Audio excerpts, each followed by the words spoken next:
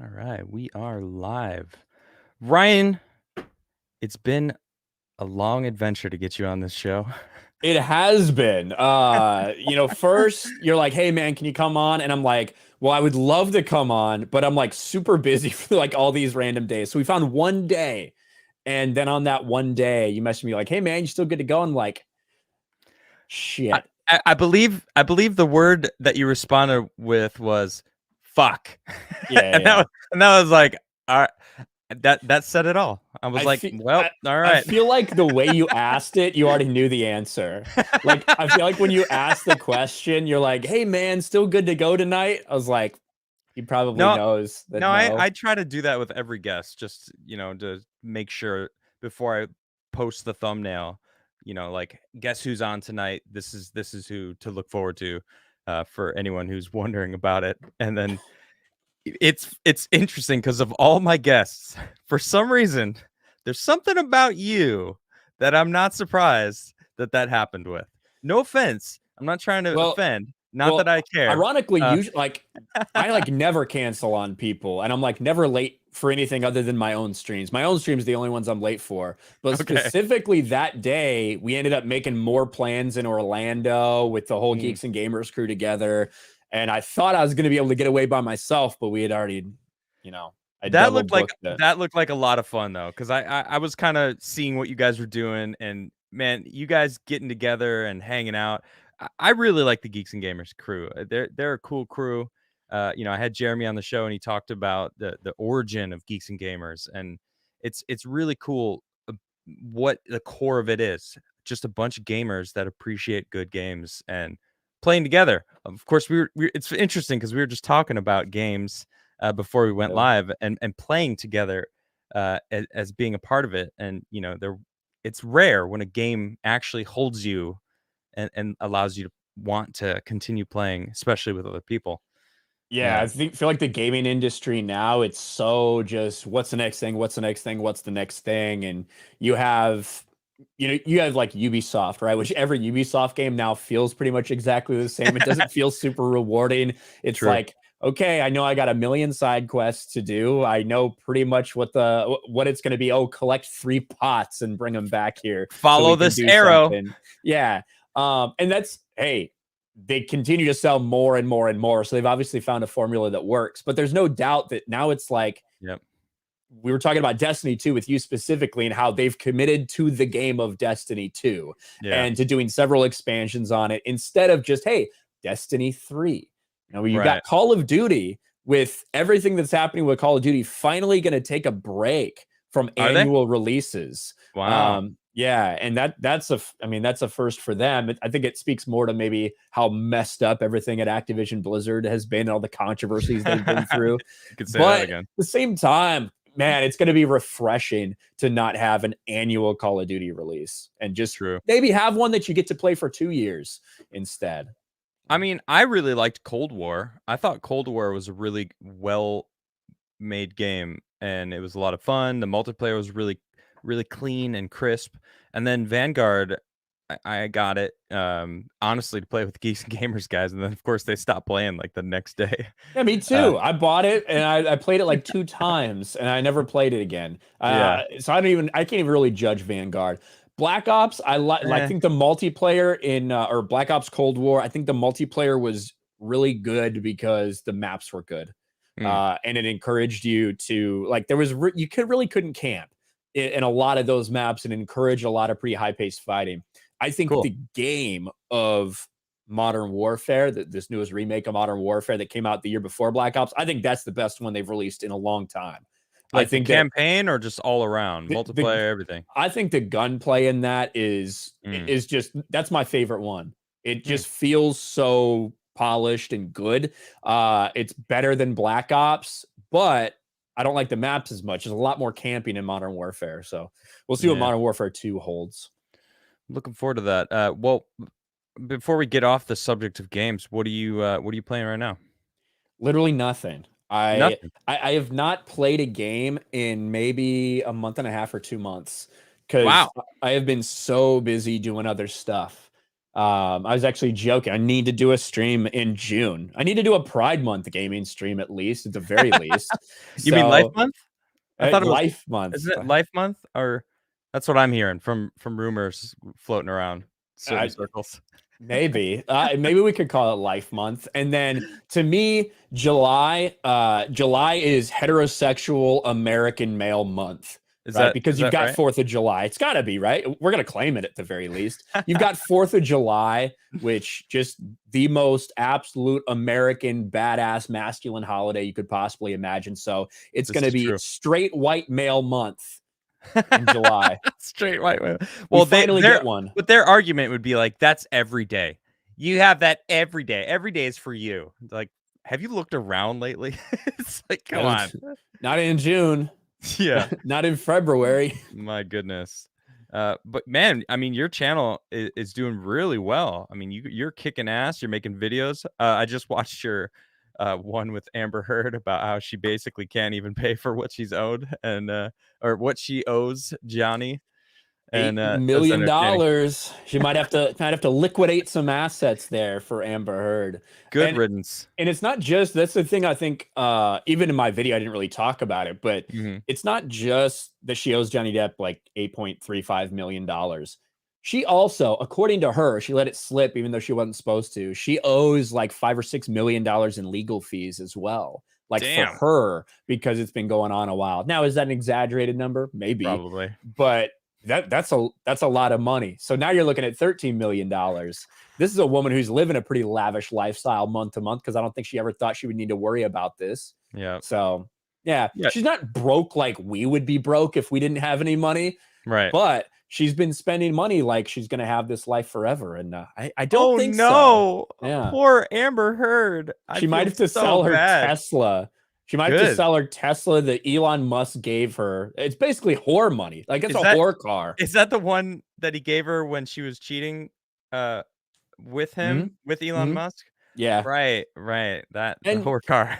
and to be fair, like technically she was married, but at the same time they had already like done the separation and they were gonna do the divorce stuff. Oh, So, okay.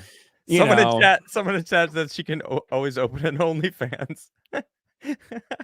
She probably would make good money because people, think she's hot. I think horrible human beings just can't be attractive to me. Once you I mean, are I'll be real, horrible. I'd probably fuck the shit out of her. But but yeah, At least maybe you're honest. maybe yeah, maybe OnlyFans. I think there might be like a real passionate scat community there. So maybe they like to watch Amber Heard take a dump somewhere. Oh man. Well, maybe there's a different site that she can go to that appreciates dumping on is it a Cleveland steamer? Is that what it's called? Some shit like that. Yeah, I remember back. How old are you? I'm 38. 38. So I'm Yeah. 33. Okay. I remember back when I was like in middle school, people would like throw those phrases around for like ridiculous like sex acts. You know what I Okay. mean? Yeah, yeah. Like Cleveland Steamer being one of them. I think that was just when you took a dump on someone's chest. Right. I think that's what that was. But I there was bet all someone yeah, would pay good money to get a Cleveland steamer from Amber Heard. 100%. She could start a business. Oh, there's a 1,000%. She's gonna be paying Johnny Depp back one shit at a time. So Well, I mean, there's those women making money off of selling their bath water and farts in a jar. I mean, Amber turds in a jar. I mean, Amber. if you be honest, Adam, if you could sell your farts like in Absolutely. a jar, yeah, I would too. 100%. Yeah, Absolutely. if I They're could making find like enough 10, 30 people, grand a month or something. if I could Anybody find want to buy enough my people, farts in a jar? I got lots of farts, all right? I will yeah, happily sell farts in a I fart jar. for free, man. Like if you're telling me I could sell those for 10 or 20 bucks a pop, are you kidding me? I just don't think there's a demand for it for me. Not your farts or Yeah, mine for that matter. I probably don't not. It's a sad world that we live in where girls can sell their you know what? Here's the thing. This is what I've mentioned. I've talked about this a little bit. I did a segment on it once. I have no issue with them selling their farts in a jar. I have issue and I judge a shit and shame the people buying the jars. those people should be shamed. Why the fuck are you wasting your money on people's fart jars? It's like Well, 1000%. I yeah, I don't, you know, looking at all like the different ways that people are making money right now is pretty interesting. We're obviously making money online, yeah, which, 10 or 15 years ago would be kind of unheard of for us to be able to do stuff like this the way we true. are and be able to get out there to so many people without a big money behind us in some sort of way. But I mean, OnlyFans, that has become a huge like money making opportunity for a lot It's of insane. people. I wouldn't want my sister or like someone like that doing anything like that. Same. But at the Yep. same time, hell, if you're comfortable doing it and people are going to give you money, can't really blame that person Yep. for doing something that's It's the legal. same. It's the same with the fart jars. Like, Yeah, hey, if it works for you, I have less respect for you, but it works, so go ahead, make your money. Um, I have a lot less respect, even more than for the people who are watching and actually spending money on OnlyFans. It's like, what are you doing with yeah, your life?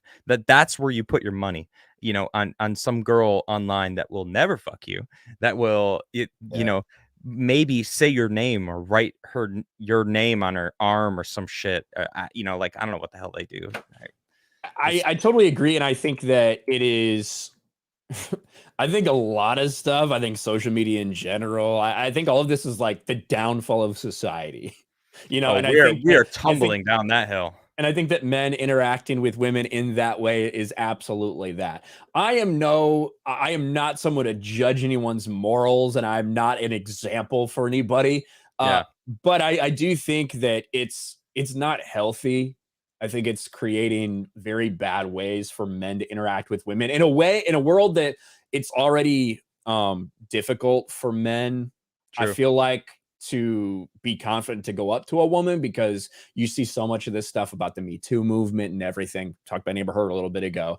I think Right. that some people are just uncomfortable because they're worried about stuff like that. So now you factor in this completely disconnected way to feel like you have intimacy with someone. Yeah, that's I not think good. that you just nailed it right there too. These guys out there that are spending money on OnlyFans or any of the countless buying fart jars for whatever reason, like they think that they're getting intimacy, that they're getting something out of it.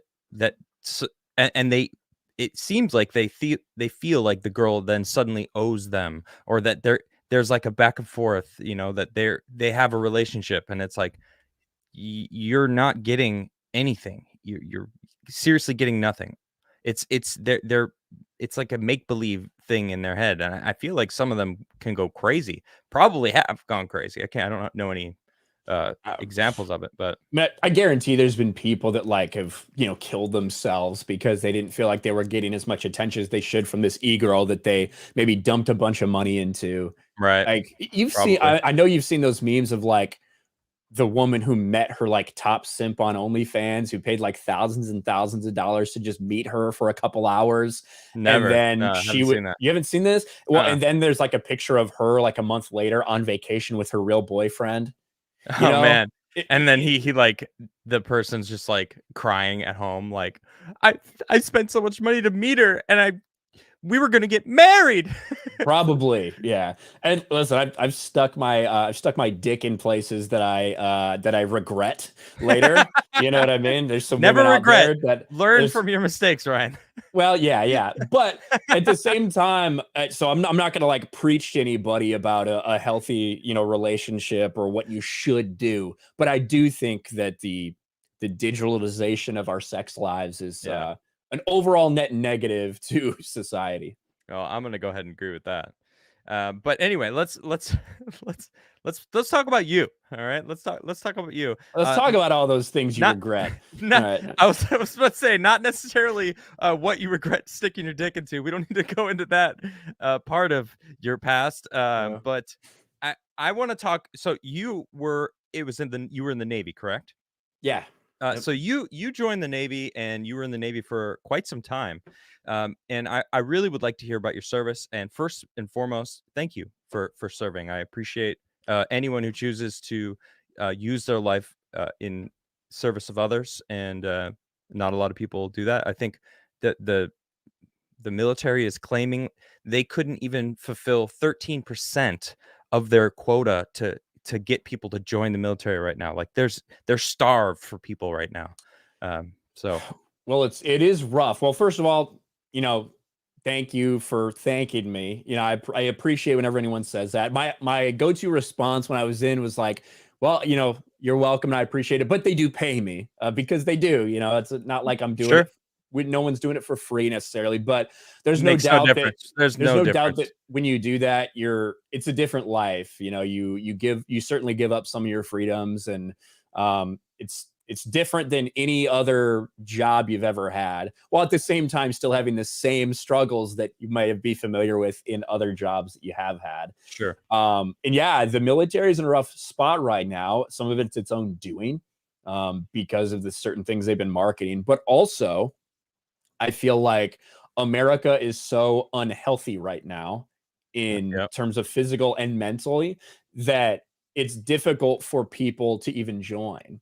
Makes It's sense. difficult. There's so many fat people right now in society that obviously you have to meet certain standards if you're going to be in the military. So that's a problem. Mental health is also something. They if you have a bunch of problems and you already know you have these problems and you go in, they're not just going to let you in. So I think it's something like only 20% or 25% of people in the US population would be eligible to join the military, period, without some Wow. sort of waiver. Now that includes physical, that includes mental, that also includes like if you got busted for drugs or a violent crime or something like that, right? All those things might disqualify you.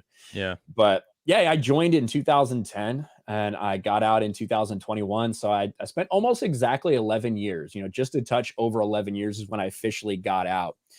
And Why did you join in the first place? I joined because I needed a little bit of purpose and direction and structure. I graduated Yep. high school in 2007 and I went to 1 year of college with no declared major, not really knowing what I wanted to do, just thinking I need to go to college. Mhm. And I put forth like absolutely zero effort. I was kind of the same way in high school, but in high school, I essentially did no homework, just showed up to class most of the time, took tests, and was able to skate away with like a 3.1 GPA, Yeah. literally never doing homework through high school. And got to college and I was like, what am I doing? Like, I'm just at that point, I was wasting my parents' money because my parents had set aside a little bit of money for me to go to college. And I talked to them. They did not want me dropping out of college, but I said, listen, I don't know what I want to do with my life. So I went back to just working, dropped out of college, went back to working for a couple years. And finally, my uncle, who had been in the Air Force, was like, why don't you join the military? I was like, not something I really want to do. He's like, there's things you can do that can really set you on a path for bigger things. And what I eventually did was I joined the nuclear program. Now, in the Navy, some people don't know this. Every aircraft carrier that's currently in service has 2 operating nuclear reactors. 2. Yeah, one forward, one aft. A lot of people don't know that. A lot of people in California probably don't know that, and a lot of people might not be comfortable with a bunch of nuclear reactors sitting, right off their coast, as petrified as they are of so many things. Right. But because we've been safe, we have a very good track record, so it's fine. Same thing with submarines. There's one nuclear reactor on nearly all submarines that are currently in operation for the United States Navy. And in the nuclear program, it's pretty tough. There's a pretty high dropout rate. You have to pass a lot of intelligence requirements to even qualify for it. But I did that. Luckily, I was smart enough to do Wait, so. you Go ahead. actually passed? I did. Yeah, I'm I did. shocked. So yeah, I mean, if you've ever heard of the ASVAB, which is an aptitude test, effectively, a lot of people might take it in high school if they're thinking about joining the military. The Okay. ASVAB is essentially just, hey, what percentile are you of everybody that's taking this test? Can anyone take that? Like, can I go online somewhere and take this test? You could probably find like a mock ASVAB, not an official one, but a mock Yeah. one, same way as like a mock SAT or mock ACT. Okay. And I got a 99, which is the highest you can get because it's a percentile. So You might not think so from some of my videos, but there is something ticking up here. Yeah. But yeah, so essentially they put you in a crash course in nuclear engineering. 6 months basic electronics stuff for me because I was an electronics technician. Yeah. 6 months of essentially nuclear fundamentals at what they call power school. And then 6 months of on the job training, operating an actual nuclear reactor, which for me was in the middle of upstate New York. Which again, maybe a lot of people in that area don't know that you got operating nuclear reactors in that vicinity that are I doubt it. being operated by like 21-year-olds that don't really know what they're doing and are learning on the job. But yeah, that's what I did. And I got through school pretty easily because I actually had something to focus on. For the first time in my life, I had to study for something, which was crazy to me. I'd never had to do that before in my life, but the rate at which they're trying to like shove this knowledge into you, I had to study for the first time ever, which was really important for me. I feel like just as a person to finally have something to challenge me like that to make me want to learn more. And from there, I got stationed on the Abraham Lincoln CVN 72, which was in Virginia, which is a shithole. I don't recommend anybody live in that area of Virginia. It's terrible. But I actually got very lucky because we were going into an overhaul period where the vast majority of the time was spent on shore. I never had to go on deployment. 11 years in the Navy, never went on a single deployment. You're not going to find almost anybody like that because I was just lucky. And then I just continued to learn and hone my craft. I advanced pretty quickly. I made Chief Petty Officer, which is E7, in just a little over 6 years. I think the Navy average for that's about 14 years to get to that point. Nice. So advanced rapidly, but at the end of the day, it's not really what I wanted to do with my entire life. You wanted to be a YouTuber. Not really. No, I'm kidding.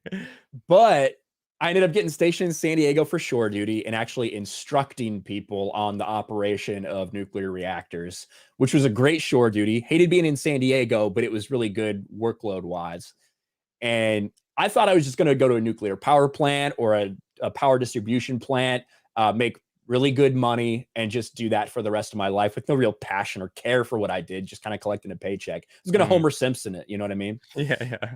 And then in August of, well, not August, when was it? June or July of 2019, San Diego Comic-Con was being held, and two guys were holding a little meetup. You may have heard of them, Jeremy from Geeks and Gamers and Gary from Nerdrotic. I have heard of those two. Yeah. So I'd been watching their channels. I'd been watching a lot of channels in that sphere as I got very into YouTube over the past few years. And I was like, you know what? I'm going to go meet these guys. Whatever, I've been watching them. It'll be cool. And so I went out to meet them. We talked. It was a great time. There's probably like 5 or 10 people there. It was a pretty small meetup. Not like the ones we have now that are hundreds of people. Nice. But I got to talk to those guys. We did another meetup like a couple days later, same place. And when everyone was kind of parting ways, Jeremy and Gary are getting ready to go, Gary comes up to me and says, hey, man, I think you think you got a really good head on your shoulders. I think you speak very well. I think you'd be great on YouTube. I was like, that's crazy. I never really thought of that, but I appreciate it coming from someone who I watch and subscribe to. 10 minutes later, Jeremy comes and says the exact same thing to me. Like almost word for word, except he adds on the back, if you ever think about making a YouTube channel, let me know. I want to work with you. Nice. And I thought about it for a little while. And then in like August of 2019, I created my YouTube channel and I immediately started working with Geeks and Gamers. And the rest is history, I guess. Is that RK Outpost? Is that when you created that? That's when I created that. I had my YouTube channel. I probably created it in like 2013 or something, but that was just my account, not my channel itself. Right. When I actually created the channel, and my first upload was, I think, like August 1st or August 2nd of 2019. What was that video about? The first video, which I think I now have unlisted, to be honest with you, was essentially like why I started a YouTube channel. And it was basically talking about the backlash to Disney Star Wars and how I was a massive fan of the Star Wars expanded universe. I owned virtually every single novel that was published between 1978 Yeah. with Splinter of the Mind's Eye, all the way up to 2014, which was when the last Legends one was published, Crucible. Oh, you're talking And about the, you know, all the source material that they never had any of. 100%. Right, right. Exactly. All you Okay. just those we don't have hundreds of pages or comic books. We don't have any source material. Fucking Kathleen Kennedy. Yeah. So, and that's why, like, I'm at a different stage of grief than most Star Wars fans, because for me, Last Jedi wasn't it. For me, it was 2014 when they got rid of the expanded universe. And I tried to give Force Awakens a chance, but I did not like it in theaters. I fucking hated it. Okay. So from that point on, I've been done. And that That that is, was that was just me kind of explaining in a very haphazard way what was going on. So, and do that you was that video actually was part of a campaign to show how alt-right Star Wars YouTubers radicalize people. I don't know if you ever saw that video, Rewriting Ripley. No, I haven't. Oh my gosh, dude, here. But I do know that there's a huge contingent of, I'll just call them leftists, online that really don't like you at all. Whew. Yeah, it's crazy. I'm kind of stunned for the amount of.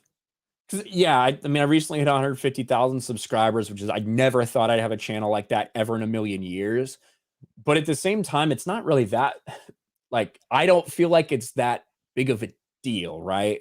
Okay. When I look at my footprint or whatever, I don't know why anyone like I don't understand why anyone would spend hours and hours a day combing through my videos and combing through my tweets because you fucking hate me. I don't get it. I spend my time Passion. I spend my time criticizing massive multi-billion-dollar corporations that I feel like are engaged in a culture war legitimately, right? Yeah. Well, And we Alex talk Alex Stein, just recently said, it perfectly. They are the establishment. These people that are sifting through your shit, they are the establishment. They're just an extension. They're like the hangnail on the very end, the nasty toe at the end. That's it. That's what they mean to the establishment. Like, they can be clipped off and thrown away. It doesn't matter, but they are still connected. They're part of the establishment. And they're just doing their bidding, essentially.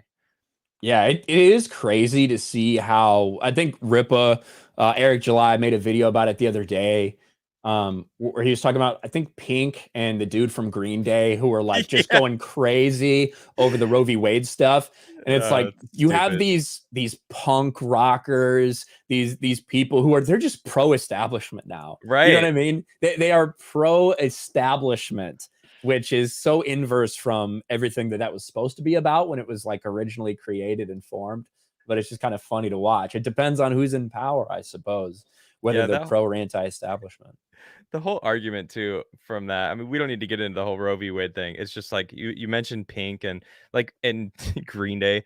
These people, every single time I hear their arguments about what they're mad about, it's based on a lie, which from what I've come to know over the past couple of years of being on YouTube and being, I don't know, focused on what's going on in the world. That's honestly what it always is. It's like the news goes, let's skew this in a way that gets people angry and then just run with that the entire time. And then the people who are angry are like angry and you're like, yeah, but this is the reality. And they're like, we're angry. That's their passion. When I said passion earlier, anger is their passion. So sifting through your shit is an addiction because with anger, it's the quickest emotion to fade. So you have to really continuously feed the anger beast inside. So someone like you, who's very outspoken and very you know, I'm pretty angry myself, you so maybe yeah, maybe that's why they come after me. you're stubborn. You have I don't know. I don't get anger from you. I've seen you snap. I've been in a recipe or not a recipe. I've been in a I was the referee in between you and Jeremy on the very first Tuesday night's main event. You remember that? You guys Oh were yeah, arguing. yeah. I don't even remember what you guys are I Resident got Evil or nothing. some stupid shit. Maybe was that what it that was? was, I think Ripa and No, him that got into was a bigger argument than really I did with Jeremy. But yeah, me and Jeremy fight all the time. We legitimately fight all the time. Like, when I say legitimately, we have legitimate arguments about stuff. Not that we're actually angry at each other, but yeah, we yell and scream. We call each other names because this is that's offline, normal. like not online or online. Yes, like just on the phone. Yeah. What was the last time you guys argued about or yelled at each other about? We yell at each other about Star Wars quite a bit. Mostly because of how much he loves the 2008 Clone Wars series. That's usually Okay. where like most of our things, like most of our Star Wars arguments are from like Dave Filoni's impact on Star Wars, Uh-huh. and how I feel like that's when a lot of problems started, and he loves it. And so we argue like loud about that. But we're literally arguing about Star Wars. I've been You told know, that's actually pretty good. I haven't watched it. Is there's a that the lot one? of people, it's very well received. There's a lot of people that Yeah, really like it. I I do couldn't get not into like it. it I couldn't. because Couldn't. I think that it I don't think that it fits. I don't even think Okay. it fits within the movies, let alone all the other stuff that was out there for Star Wars at the time. Hmm. Um there's no way that you can watch Attack of the Clones, then watch the Clone Wars series, and then watch Revenge of the Sith, and it makes sense. It's like you're telling me Anakin had a fucking Padawan this entire time that was like so important to everything. And even in the last season that they did on Disney Plus, they like weaved her into the Revenge of the Sith movie, that she was there on Mandalore to fight Darth Maul. You're telling me there was a Sith Lord that was alive on this planet that had an army of Mandalorians at his disposal, and that just somehow didn't get mentioned in Revenge of the Sith, even though it's taking place at the exact same time? No, shut the fuck up. It never happened. You know, they turned Grievous into an absolute cuck. Really? Yeah, Obi-Wan and Anakin fight Count Dooku like a million times in that series, which again, it's some of the same reasons I have a problem with what they're doing with Obi-Wan and having Obi-Wan and Vader fight again, because you know they didn't fight in between those 19 years. Everybody with a Right. brain knows that. But they try to justify it. Same way people tried to justify it during TCW with Anakin facing Dooku. Even though we have that line, my powers have doubled since the last time we met Count. And it's clearly a reference to like Obi-Wan and Anakin doing the fight together this time, because the Right. last time they faced him on Geonosis, we all know what happened. Yeah, exactly. But a lot of people look past it, and I always admit TCW is very well received. I just think it's overall pretty damaging to continuity, and that it's not very good. Yeah. But I'm in the minority. I can acknowledge that. Someone was saying yesterday on Base F Mondays, which you would probably fit in really well, actually. Someone said about Johnny Depp going back to Pirates of the Caribbean. I don't think it's true. And actually, you covered it a little bit in your video today, saying that it is, in fact, it was just a rumor. It's not true, which I'm not surprised. That's exactly what I thought. But let's just entertain the idea. Say Disney said, "Look, Johnny, we'll give you 301 million because we heard $300 million isn't even enough. A million Yeah. alpacas, whatever." Do you think that would even help repair Disney's name anyway? For some people, it would. You For know, I some, think that I think that there's a lot of people online who are. I mean, I consider myself a reactionary, but I think that some people are like legitimately that. We see so many.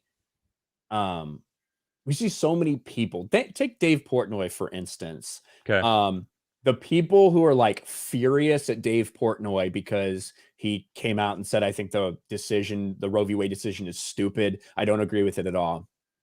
These people there's some people that are like, think that Dave Portnoy is he must be a hardline conservative guy because he spoke out against mandates and he spoke out against closing down businesses. People are much more like complex than that. But I think a lot of people just get sucked into this moment. This guy said something I agree with. He's a hero to us. We're going to support him. Same kind of way with like Johnny Depp or with Disney. So if Disney came and they did that for Johnny Depp and issued an apology, I 100% think you would have a significant amount of people immediately be like, look at Disney, they've turned it around. right. Which that's just, that's how a lot of people think, and that's how the 24-hour news cycle, that's even how our YouTube channels, we may have like helped create that type of like attitude. Yeah. But in reality, when you look at everything else that's going on, it would be a long, long time before I think that Disney, like the direction of Disney, would be changed. That's a really good point, what you said about, Dave, because there is a lot of that, "Oh, he's on our side. Alright, cool. We got another warrior on our battle for literally every other subject we don't even know if how they feel about. Doesn't matter because Yeah.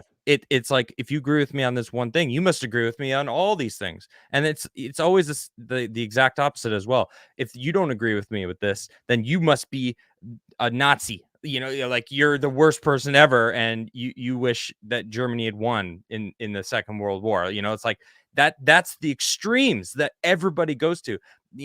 And I've actually said this multiple times.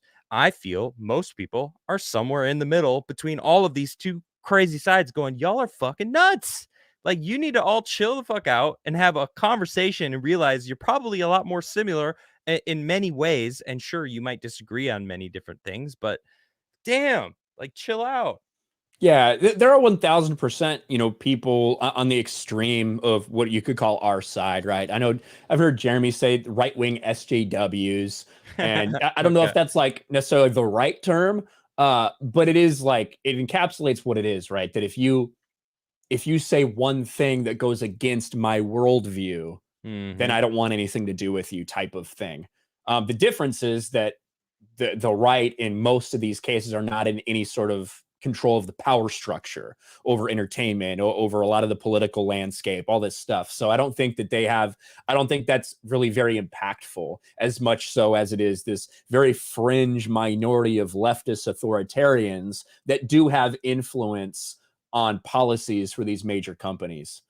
Which is how you see things like Disney, bend just a few days after saying, we don't want to get involved, we don't want to be a political football. All of a sudden, a couple like colored hair activists with pronouns in their bios that work for the company, who don't really have any power, but they have enough pull with like the equality and diversity regimes, and these, because all these companies have them now. They have a diversity and inclusion like manager.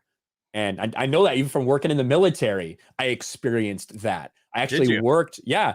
So my when I was on shore duty in San Diego, Okay. um, if you've been in the military, you might be familiar with the term collateral duty. Everybody has a primary duty. Mine there was to be an instructor, and at one point, it was the actual acting lead instructor of the San Diego FIDE, which is Fleet Interactive Display Equipment. It's all the computer simulations that we use to help train people to operate nuclear reactors.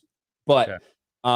so that was my primary duty. But everyone, a lot of times, especially if you want to stand out on an evaluation or whatever, you have to pick up a collateral duty. You have to show, you have to want to do something else for the command. And for me, the thing that ended up kind of falling in my lap at our small command was the command managed equal opportunity manager. So So wait, hold on. Are you telling me you were the inclusivity and diversity guy? I In 1000% was for 2 years at that command.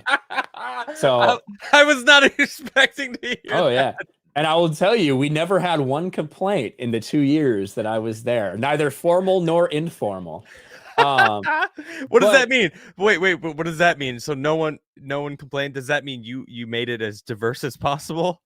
no, I just mean that it was a really actually kind of easy job for me because we had a pretty small command, and it was primarily it was a sub command that I was attached to, so there were virtually no women. That made it Huh. a lot easier. There weren't very many complaints when you didn't have very many women in the workplace. Shockingly, Whoa, are you um, are you trying to claim that only women make complaints in the workplace?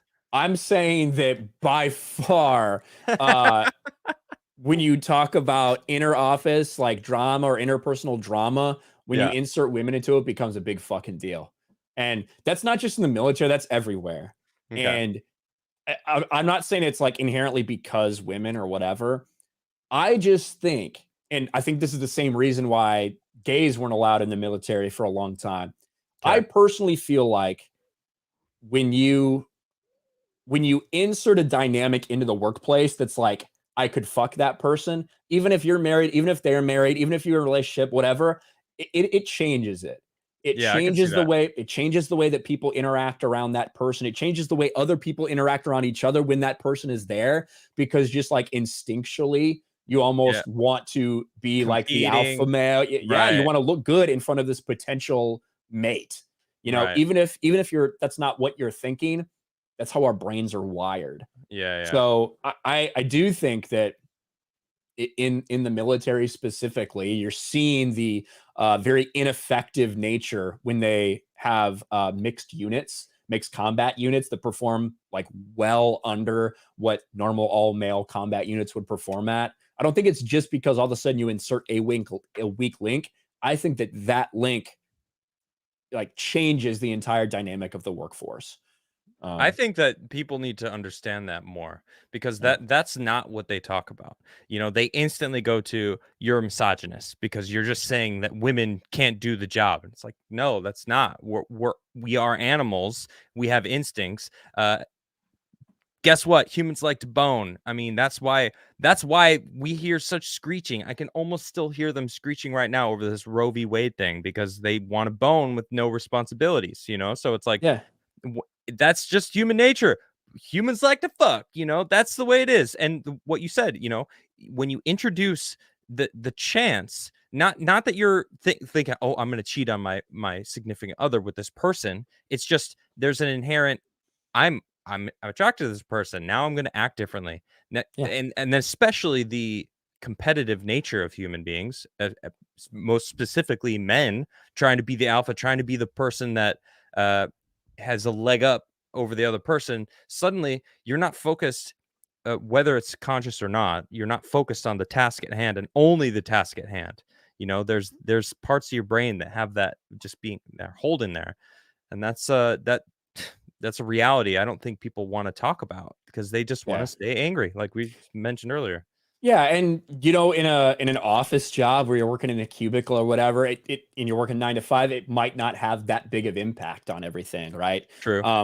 But when you're working on a ship, when you have like for me, I was in charge of a division of about 70 people at one point, and when everybody's quality of life is affected by the ability of everyone else to get the job done, it can have an impact. Now, I've worked with some women in the military who I would like have on my team in a fucking heartbeat because they were hard workers, they were smart, whatever. So it's Yeah. not saying that like women can't be effective. It's just a Let reality me that but people need were to they acknowledge. attractive? And would you have been like sexually interested in them? Just I mean, curious. of the like 5 women I'm talking about, 3 of them I'd fuck in a heartbeat. Yeah. The Okay. other two, no. So. What I'm just Well, curious to be because fair, the other 2 wouldn't have wanted a dick anyway. So all right. I'm just curious because of the dynamic that is inherently there, like you were explaining. So it's just because they uh, felt they were serious about their jobs as well, and it yeah. kind Well, and they of they still affected the dynamic like 100%. I acknowledge I acted differently. Like I you did, 1000% did. Like not gonna pretend like I didn't.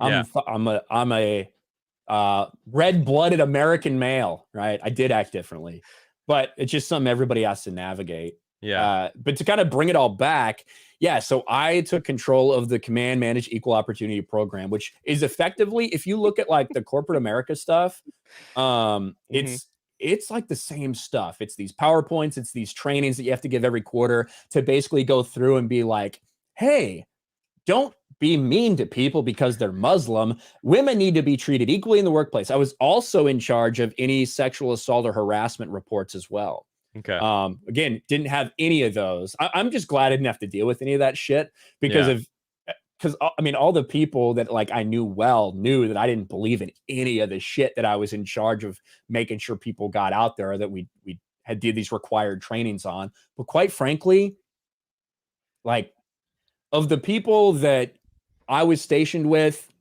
maybe 2 or 3% of them gave a shit about it. The yeah. rest were like, okay, okay, whatever. Let's Can we just just do do this the job? training. We don't Exactly. need this shit.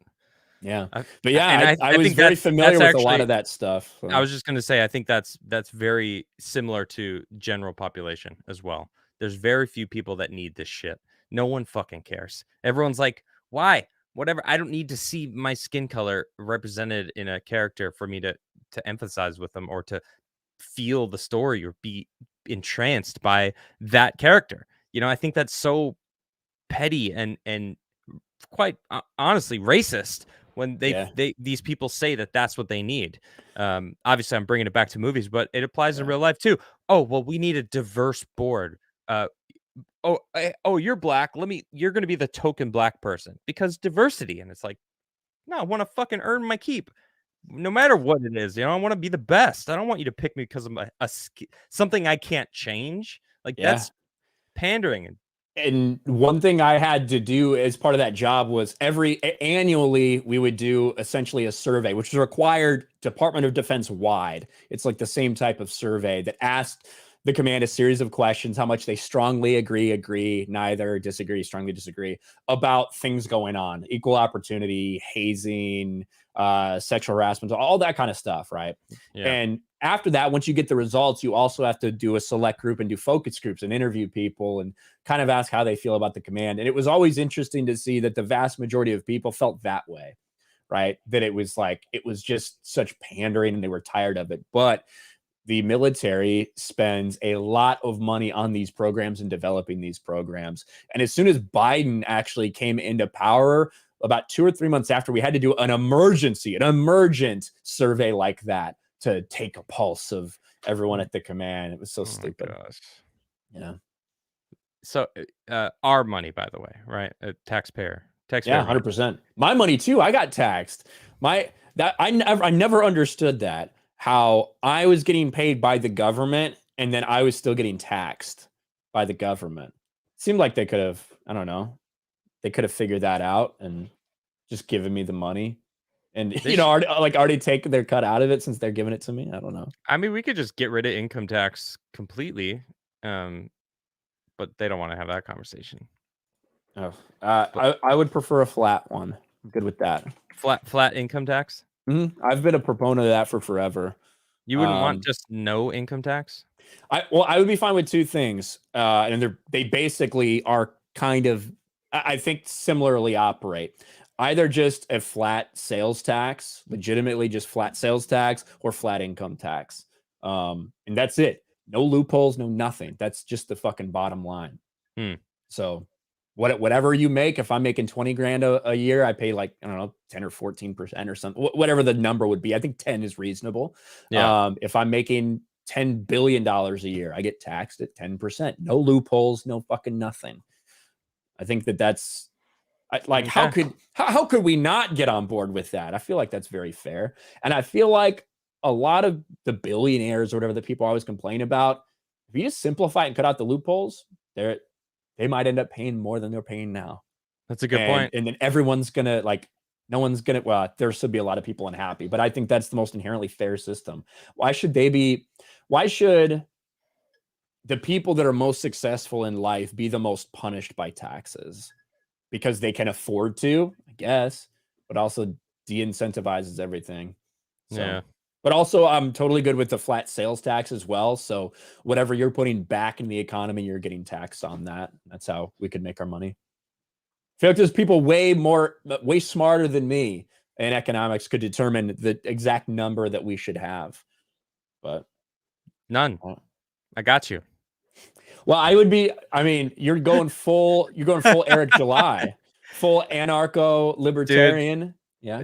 honestly, the more I had, Ace Archist on my show who is, a self-proclaimed anarchist, and he was explaining what anarchy is, and how it would work, and I really like the idea of anarchy when it works because anarchy is not violent. Anarchy is actually, a mutually agreed upon interactions with all things, right? With, you and I are having an anarchistic, I don't know if that's a word, whatever, moment right now. You Right. chose to come on my show. We're having a conversation.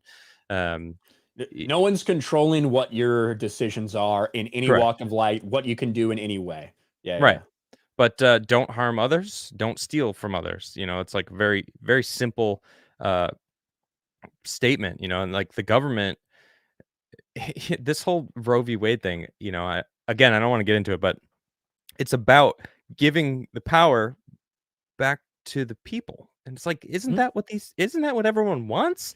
Yeah. They're mad that the federal government's going, you know what? We shouldn't have done this. It's up to you guys to decide. It's like, good. That's what it should be. Like, We're a I don't know. republic. This is the way that everything should be functioning, right? So Exactly. that, guess what? The people who have been screaming the loudest about abolishing abortion and just total pro-life, they're probably concentrated in a lot of specific areas of the country that are typically very deep red. Guess True. what? Those states are probably going to do what those constituents want, and they're going to ban abortion. Yep. Because that's how it works.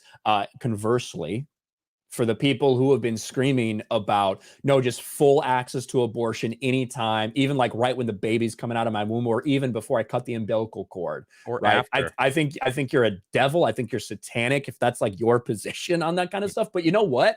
If that's your position and you live in one of these blue states where that type of thing has enough support democratically, then you know what? That's what you're going to have. And that's what we are going to have as a result of this decision for Roe v. Wade. It's true. I mean, California, Gavin Newsom came out and was like, yeah, it's totally going to be legal here. And it's like, yeah, we know, Gavin. Thank you. Yeah. Can you tell the people rioting in LA to stop because they live in California where it's going to be legal anyway? Like, why are they upset? I don't get it. It doesn't make any sense. Yeah. Man. And I personally, I actually got really into, I got down the like anarcho-capitalism rabbit hole, several years ago. And I Okay. think it's like so interesting, and I would love it like from a principle standpoint. Yeah. I think when it comes to, do I entertain that as a reality in my lifetime? No. You know what I mean? That's just kind of the way I think of it. I So when I talk about a flat tax and everything, that's kind of what I think is, if you had the right people in power that were, charismatic enough, could get big support. I think that's legitimately something that could be achievable in our lifetime. But we'll I'm see. laughing because the phrase, if we get the right people in power, is laughable, because that's never the case. It's always, they're Well, always a mask. You never know who. I don't mean like I like DeSantis a lot. I know you like DeSantis. yeah, and that's what I'm saying. And by the right people, I don't mean someone who perfectly aligns with my values and who I think is a god, but I'm talking Right. about on a specific topic like that. If you Okay. could get a kind of like a Reagan type figure that has that much popular support, could get something like that passed. I feel like that's something that could potentially happen in our lifetime. Whereas I don't think that the complete abolishment of the federal government is necessarily that would lead to a kind of anarchist society. I don't consider that necessarily reasonable. So I don't Oh, I spend too don't much I time don't thinking about it. trust I don't trust humans enough to go along with it. The thing about that kind of a society is, ev- it's the same. It's like the utopia that the leftists believe. Like, everyone will just be able to do whatever they want, and everyone will get along. But of course, we have to get rid of certain people. But we don't have to work at all, and everyone will get a payment from the government. It's like they don't really understand that it's basically communism, and then they're going to actually be out working in the fields. Yeah. But it's the same kind of thing. Like, anarchy, like in a society that wants to try to do that, there's always going to be people that want power. Always. Yeah. And or there's always going to be people that will just straight up murder you and take your shit. It's like, obviously, I'm all for an armed society as a polite society. I think these crazy racist leftists that are like, are did you see the LA Times wrote an article, and the headline was, are we prepared to have more black people with guns here? And it's like, are you fucking did you really just print this? Did you look at that and you hit print? You thought that was okay to say that? Like, Yeah. yeah, yes, I'm prepared for that. Good. they should be able to defend themselves just like everyone else. Like, what the fuck? You racist bitches. What the fuck? I think Joy Behar said something about that too. She did. That's right. Oh my Yeah, god. she was like, wait till black people start getting guns in this country. It's like, have you been awake? Have you It's been like alive? I Like, look over at the conservatives and they're like, hell yeah, let's arm everybody. Like it's like yeah, Ripa they're just not tweets out a picture of him holding an AR-15. It's like, yeah, guess what? Well, a lot Ripa. of people have them now.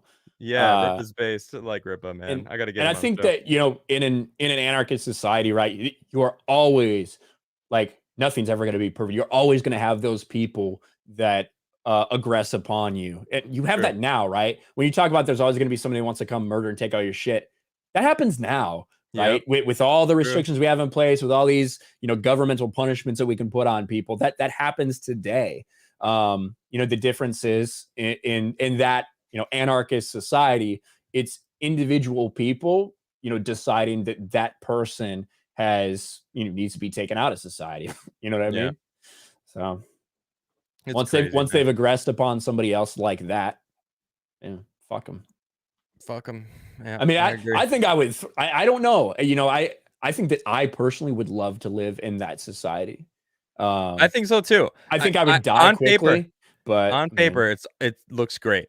Where everyone's armed. I mean, you can't just go attack somebody if everyone's armed. Like, if you're gonna get killed, people will like think about the Wild West. It's like, yeah, sure, there was robbers and people who had bandits and shit, but everyone once everyone became armed, I don't know. It just feels like these people would have to think twice about making decisions. And good, they should people should be able to defend themselves against those types of people because it's always going to be a thing. So, so what's 100%. what's in your future? What do you said you didn't really want to go through college because you didn't know what you want to do. You Yeah. joined the military. You said you were planning, I'll just be a Homer Simpson kind of vibe. Now Yeah. you're So doing a YouTube channel. yeah. Well, so what one of the things that was appealing to me about the nuclear program is that you can go directly from the nuclear pipe. That's pretty much 90% of what the commercial nuclear reactor plants or a lot of just any energy distribution plants. So many of those are direct pipeline from the Navy to there because They we're just tra- hire him right we're out. trained really effectively. We have all the knowledge base. We have the operational experience. It's like And it's discipline. boom and discipline and uh the Navy offers like really big bonuses to people to stay in because they know that they can't even compete with the civilians, right? Yeah. Just All right. because that's really good, solid money. So that's what I had been planning on doing. And then when I got out in September officially of 2021, Last year, right? Yeah, yeah. I had a couple month period where I was very solid on money. I had moved all this stuff, and I was like, I have a couple months, and I had even had done a couple job interviews and stuff here in the Orlando area, thinking that that's what I would do. I'd still keep YouTube as my secondary thing. And I just looked at it and I really didn't want to work at a facility. I really wanted to see if YouTube could be like my thing. Yeah. And so uh, I was like, you know what? I've got 3 months. I'm going to see what I can do if I put everything into YouTube. And it worked really well. My channel took off. I saw the best month I've ever had in I think like October, and then November, December were also like really good. Grew the channel a lot. Was on like the cusp of 100,000 subscribers, and when I looked at everything, I'm like, you know what? I think I can do this, and so that's what I did. In between what I'm doing on my channel, what we're doing at Geeks and Gamers, I run the Sports Wars channel for Geeks and Gamers as well. So yeah, we're just rocking and rolling on all cylinders and pretty much pedal to the metal because you never know how long this whole thing's going to last. Tell us about Sports Wars. I've heard about it, but I want to hear it from you. I mean, Sports Wars, I basically do exactly the same thing I do in entertainment, Mm, just with sports. Because sports has a lot of the same problems in terms of the coverage from the sports media. It's been completely and totally taken over by activists, by left wing authoritarians, and only one narrative is allowed. ESPN has become more talking about identity politics and actual politics than it is talking about sports in a lot of ways. And people are sick of that.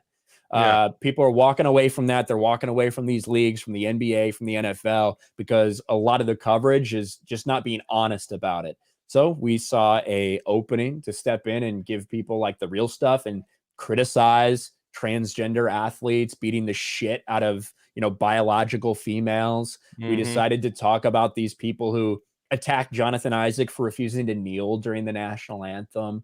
That's what we decided to do on Sports Wars. So that's what I focus on. That's like my main thing I do at Geeks and Gamers. It wasn't originally supposed to be that way, but I'm passionate about sports. So once I got there and started working for Sports Wars, that channel is like 120,000 subscribers now. So Nice. rocking and I'm rolling. gonna add that to in the description below. Oh, thanks, Speaking of man. which, for everyone, please go follow him. I have his channel RK Outpost in the description below. Also his Twitter, and then I'm about to add sports. Or I'm gonna do it right now, actually. So it's in there. So you primarily do NBA and NFL. That's your main squeeze. I would say for the most part, those are like, I mean, those are the biggest two sports in America, right? True. Yeah. Okay. So and they're the ones that take up a lot of the headlines, and especially the NBA. They are the most activist of the leagues, bar none, because of I think the way that their players are empowered to speak out and they're Okay. allowed to speak out about social justice issues, especially with LeBron James. LeBron James is a fucking retard. I hate that dude. He is one of the dumbest, most I can't uneducated stand him either. people who feels the desire to speak out. He's a pseudo intellectual. He takes photo ops of him reading books, but he's always on the first page of the book somehow. Uh, Yep. he's an idiot. But yet a lot of people amplify his voice or think that he should be respected in the political landscape for some reason. My favorite is Jordan. I grew up in Chicago, and I never got to go see him live, but I've watched him live many times in my childhood around, packed houses of like my family members of just going absolutely bonkers. It's like one of my favorite childhood memories of growing up in the early 90s in Chicago was like going to these Bulls parties where everyone would just be Mm-hmm. decked out in Bulls gears. My favorite thing in the Last Dance, the documentary about it, Yeah, great. great documentary, right? He said when he was selling his shoes and they were like, "Oh, you got to promote this black Democrat because he's black and you're black and you have a Mm-hmm. big platform." And he's like, "No, what Republic." Republicans buy shoes too. Exactly. And it's like, damn straight. Like, dude, and he was stressing. He's like, I'm an athlete. What the fuck do I know about politics? Why would people listen to me for politics? And it was like, that was such a different era. He was so focused on the sport. He didn't give a shit about trying to send some sort of political message. All he cared about was being the best basketball player ever. And he achieved that. And I believe that Michael Jordan was the best. So He 1000% is the greatest basketball player to ever play. LeBron James will never be close. never. Yeah, I did get the chance to see Jordan live. I watched Did him. you? Think I don't know if it was the 98 season.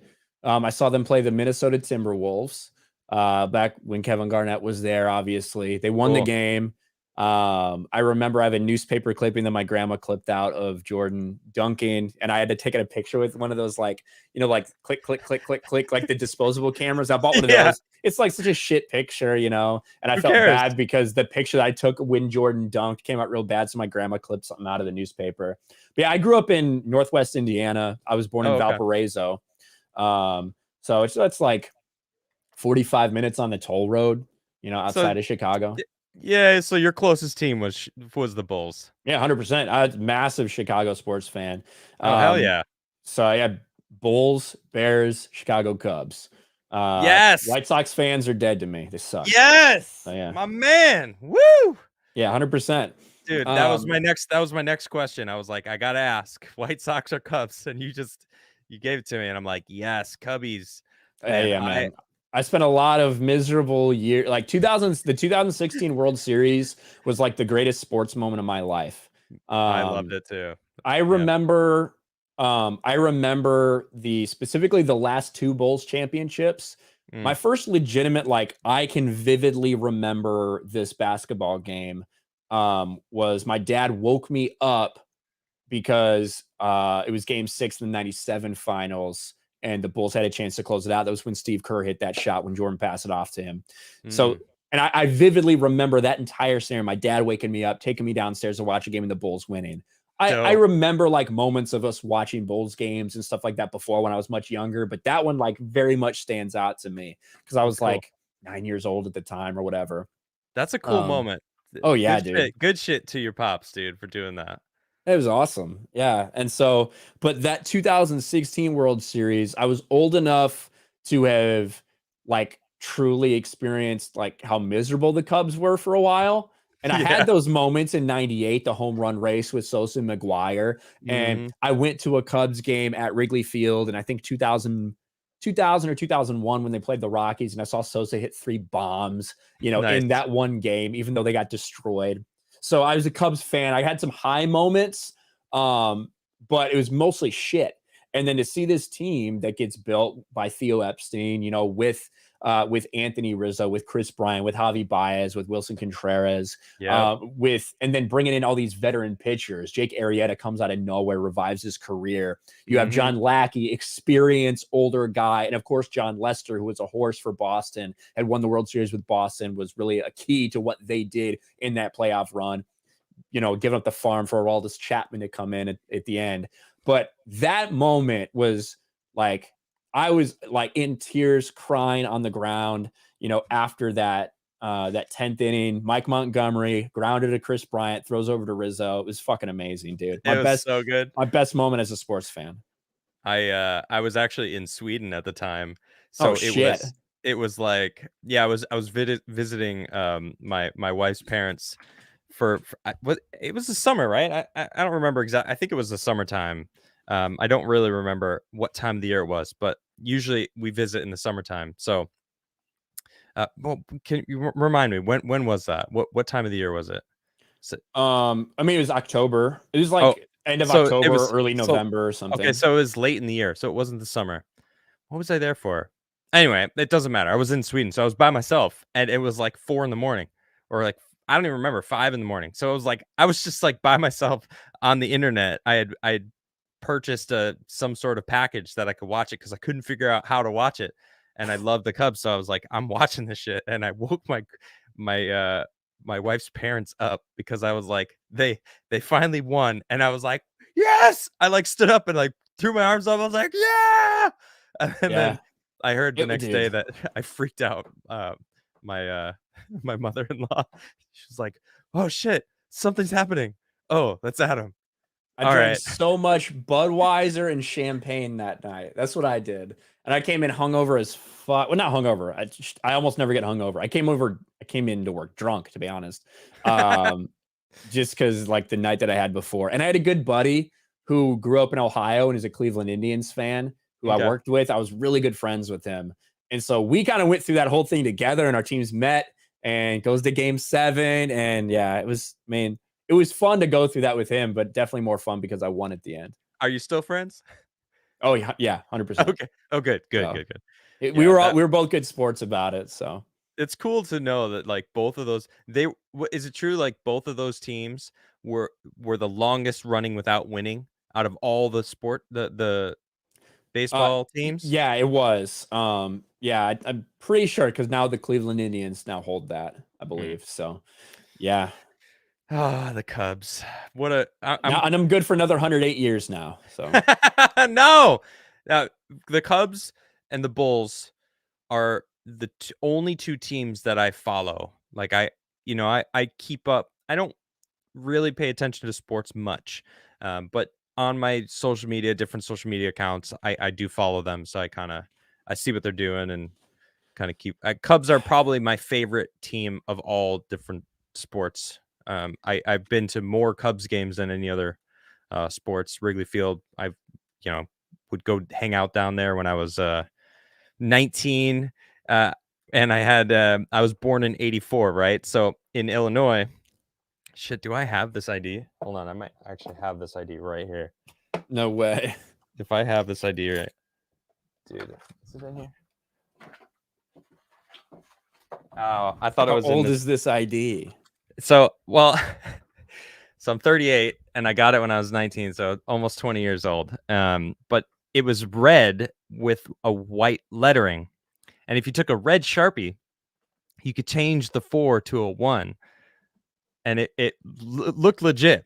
Mm-hmm. So it looked like I was born in 81. So when I was 19, I could get into bars. So Wrigley Field, Wrigleyville, going down there, it was like the cool spot to go. So when I was younger, I would go down there. And that's the only there's one bartender, and I use this ID everywhere. I went to New York a couple times. I went wherever I traveled, I would use this thing. And in Wrigleyville, there was one bartender that just looked at it and he was like, "You're born in 84." And I just looked at him and I said, "Have a good night." And I just walked out because he handed it back to me. He didn't Mm-hmm. keep it. He was just like, "Nice try." Like, "Oh shit. All right." All right, I'll try a different bar, I guess. That's Oh, pretty good. yeah, it was I fun. never tried to do any of that shit. I actually never took an illegal drink. No? No, I I did drink when I was like 18 or 19, but I was in Puerto Rico and St. Martin. And it So was legal. the legal age was 18 in those places. So that's where I Mm. took like my first sips of alcohol. Your Never did parents it didn't before give you, that. like, a beer when you were younger? No? I don't know. My dad may give me like a sip or something one time, but no, those are like the first drinks I really had. So my first drink ever, a dry vodka martini, shaken not stirred. I wanted to bond. Seriously? Yeah, it tastes terrible. It tastes like rubbing alcohol at that point. But yeah, that was what I wanted my first one to be. So That's pretty baller, I though. drank all of it, but I Good did for not you. enjoy it. You're like, "I'm bummed." Oh. Yeah, pretty much. Yeah, it was disgusting. Like legitimately fucking disgusting. Oh, that's funny, and doesn't surprise me at all. That's cool. So, I have a question that I like to ask, my guests. Sometimes I don't get around to it, but I am very curious to hear your, uh, answer. Well, first, I have to ask, do you believe in the Big Bang Theory and the universe? Big Bang. So I believe in intelligent design. I think that God created us, but You do? I also think that I don't think that those two thoughts are necessarily separate from each other. You know what I Okay. mean? I think that I think that that there could have been like that some God snapped his finger, whatever. Some intelligent design created what we know as the Big Bang. That's what I So, think. alright, so you're saying that God was like, "Big Bang." That's the Big Yes, Bang? effectively, yeah. And then over billions of years, it he coaxed everything to have us appear on this planet. Yeah, and I think that he was, I don't know, bored as shit or something. You know what I mean?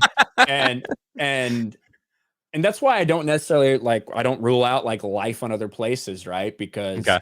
I think that we were like the kind of like the final evolution in terms of like making things. Okay. That's kind of how I feel. I don't know if there's any like basis in reality of that. That's just like what I believe.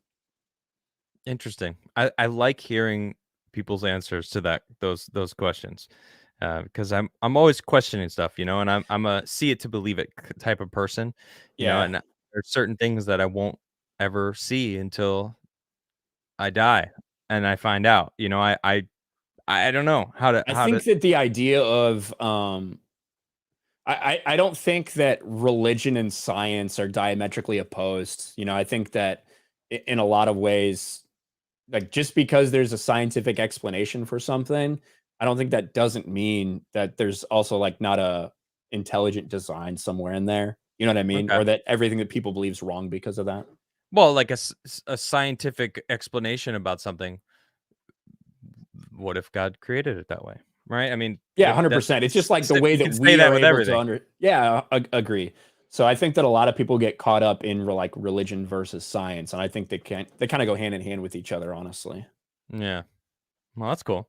I got some super chats. I saw them come in. I'm gonna read a couple of them. I saw those Well, gifted memberships too. Did you see those? yeah, I've got there's Wanderer who's celebrating 14 months as a membership. Says our CMC had you beat. Never saw a deployment till he came to VAQ 139. Wow. So if he's the n- CMC, so he's the command master chief, for him ah, not to go on a deployment, like he's at least been in, 18, 20 wow. years, something like that, probably. So just throwing like numbers out there, but Yeah, that's a long time. that's a long ass time. Yeah, I see Darth Call. What up, dog? I don't know if he's still in chat. I saw 3PO was in chat too. I Cool saw seeing the Jeremy homies. was in chat earlier. Jeremy, nice. That's cool. Yeah. Shout out to all the peeps. That's cool. Oh yeah. Call actually super chat. He said, "May the force be with you too, homies." Thank you, bro. Thank you, Call. Appreciate it. Do you know Darth Call? Yeah, I know. I know of him. I've seen him a couple times on your stuff, and Right on. like I know of him from like him doing the cosplay and shit like that, and going to, I don't know if he was ever at Star Wars celebrations or whatever, but I just remember videos and stuff. I think Yeah, yeah. he does Twitch too, right? He does. Yeah, yeah. Yeah, And he yeah, yeah. does like a Jack Sparrow, and he dresses up as Maul. Yeah, it's cool. He actually just started a show on Thursdays. Just started last week was his first episode, so it's cool seeing. I really like his takes on a lot of things, so I was kind of pushing him to join my show, and he did, and now he's doing his own thing, which I couldn't be happier about. Robert Wiles for $10. What's up, Robert? Says, I hope this makes Betty smile and Diana Francisco smile. Sorry, Adam. I missed last night. My niece wanted to spend time with me. I ordered a 5-pound bag, number 1. And Ryan, you also have a blessed soul. Be blessed. Thank you, Robert. Thank you. And I will say I'm not a big coffee person, right? no, you're not. Not a big coffee person. Ooh, But what's that? That looks like a nice mug. it does. It is a very nice Crigler coffee mug. Look at that. You sent me some fresh beans, and I actually had to like go buy a coffee grinder just to be able to like actually use them. Got him. So I ground the coffee, and I had some coffee, and I mean I enjoyed it as much as I can enjoy coffee. But you don't drink coffee. You're not. I'm not a big coffee guy. I feel like that is a acquired taste. Yeah. Like alcohol is, to be like honest. dry martinis, shaken not stirred. Yeah, like that doesn't actually taste good. You know what I mean? No, I'm not a big. Neither does fucking beer. Like, let's just be real. It like Yeah. very few alcohols I feel like actually taste good. But like whiskey. there's a couple whiskeys that good. I do think taste good naturally. Yeah. But you kind of just have to say, I want this experience. I want this feeling. I want the feeling that it gives me. So I have to justify being able to put this in my body.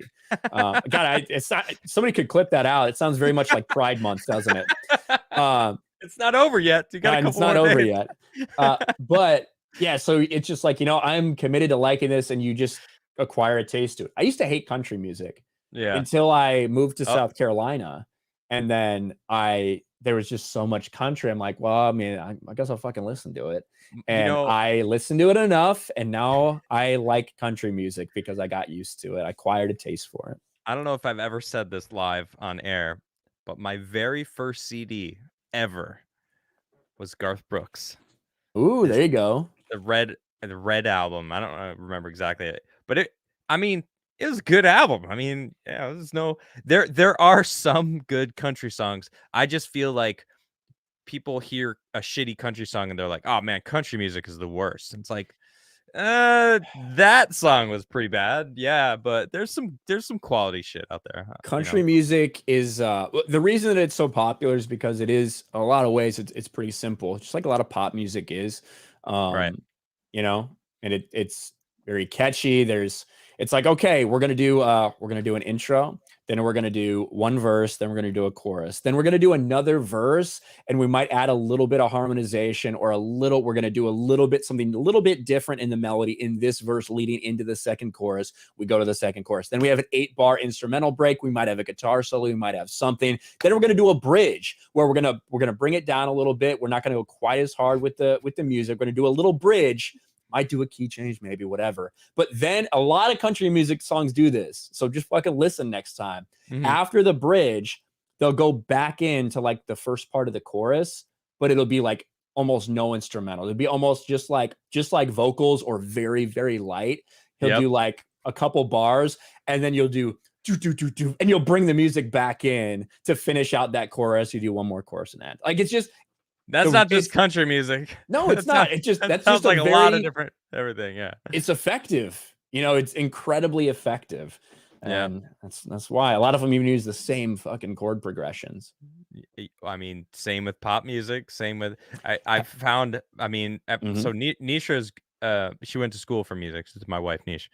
She is like a freaking genius when it comes to music, and I feel like I'm an idiot when it comes to music. I don't understand music theory. Yeah, I'm a guitar player. I'm a musician. I write my own songs. I love playing music, but I'm kind of clueless when it comes to understanding music theory and structure. I kind of just wing it, and Yeah. I love it, but I'm yeah, I'm no pro. You're a guitar player. Yeah, no, it's like Polyphia. I think that's the name of this band. Tim Henson, is that his name? I've seen some guitar players that make me feel like I've never picked up a guitar before in my life. And there's some incredible guitar players out there. I don't consider myself a guitar player. I started playing guitar just so I can continue singing, because I actually had a band before, kind of at the end of high school.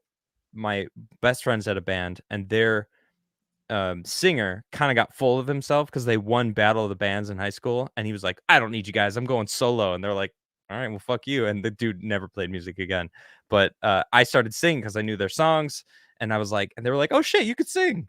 So then I kind of like became the unofficial singer. But then I moved to New York like a couple months later, and I was like, "Man, I really liked singing." So I just kind Yeah. of play guitar for that. Do you ever play music? Are you a musician at all?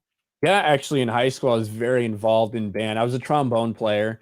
Cool. Before that, I actually I'm thankful. I wish I would have continued. I took 1 year of piano lessons, which is how I Hmm. learned to read music.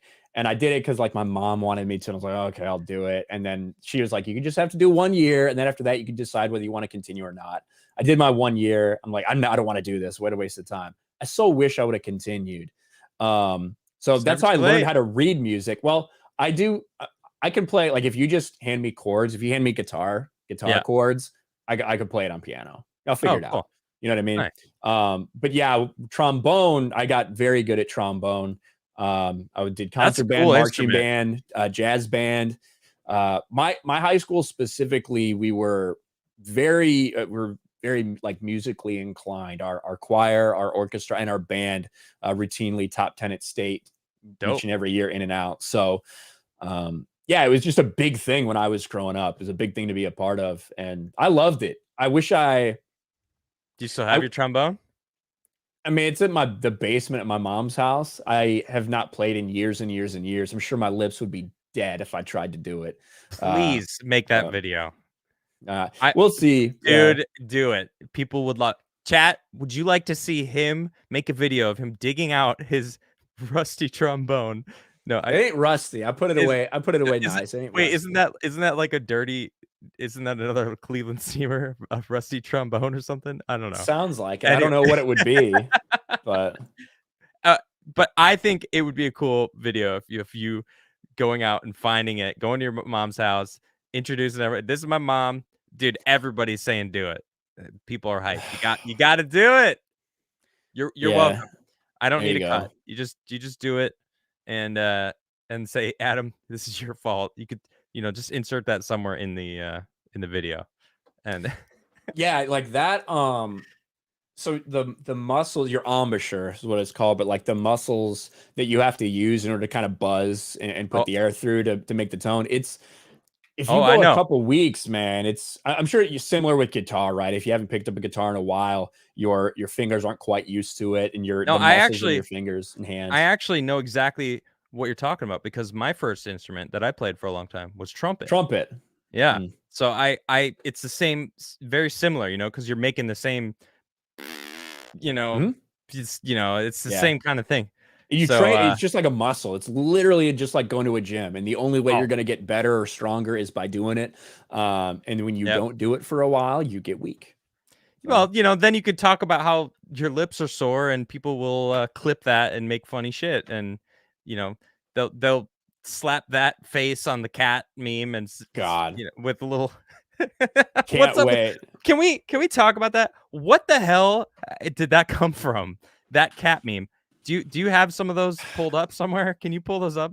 I don't have What any are, of them pulled up, but I can hold on. I will I have show the you why. Ryan Um, Kinel cat meme. I'm just gonna see what pops up if I Jesus. Ryan Kinel, the hairless cat, Geeks and Gamers. Is that the first thing that comes up? It's the first thing. Hold Yeah, on. that was Krista. This is great. So please explain what the hell this is, dude. And how did this become a thing? I never saw this one. I don't know. You don't even know? Like, this is literally Krista just did this. So Krista wrote this article for Geeks and Gamers, and for a while it was like it was on like the top page of results for me. Like, if you just Googled my name, it would be this. it hit I don't know why. Yeah, like it was on the top page, you know what I mean? If you Oh just my Googled gosh. my name. So it's fucking bullshit, man. But All right, I wanna see what she's talking about here. So this is from Kristen Nova. She says, as most of you guys already know, here at Geeks and Gamers, we have many people on the team who are very unique. One that stands out is a being named Ryan Kinel.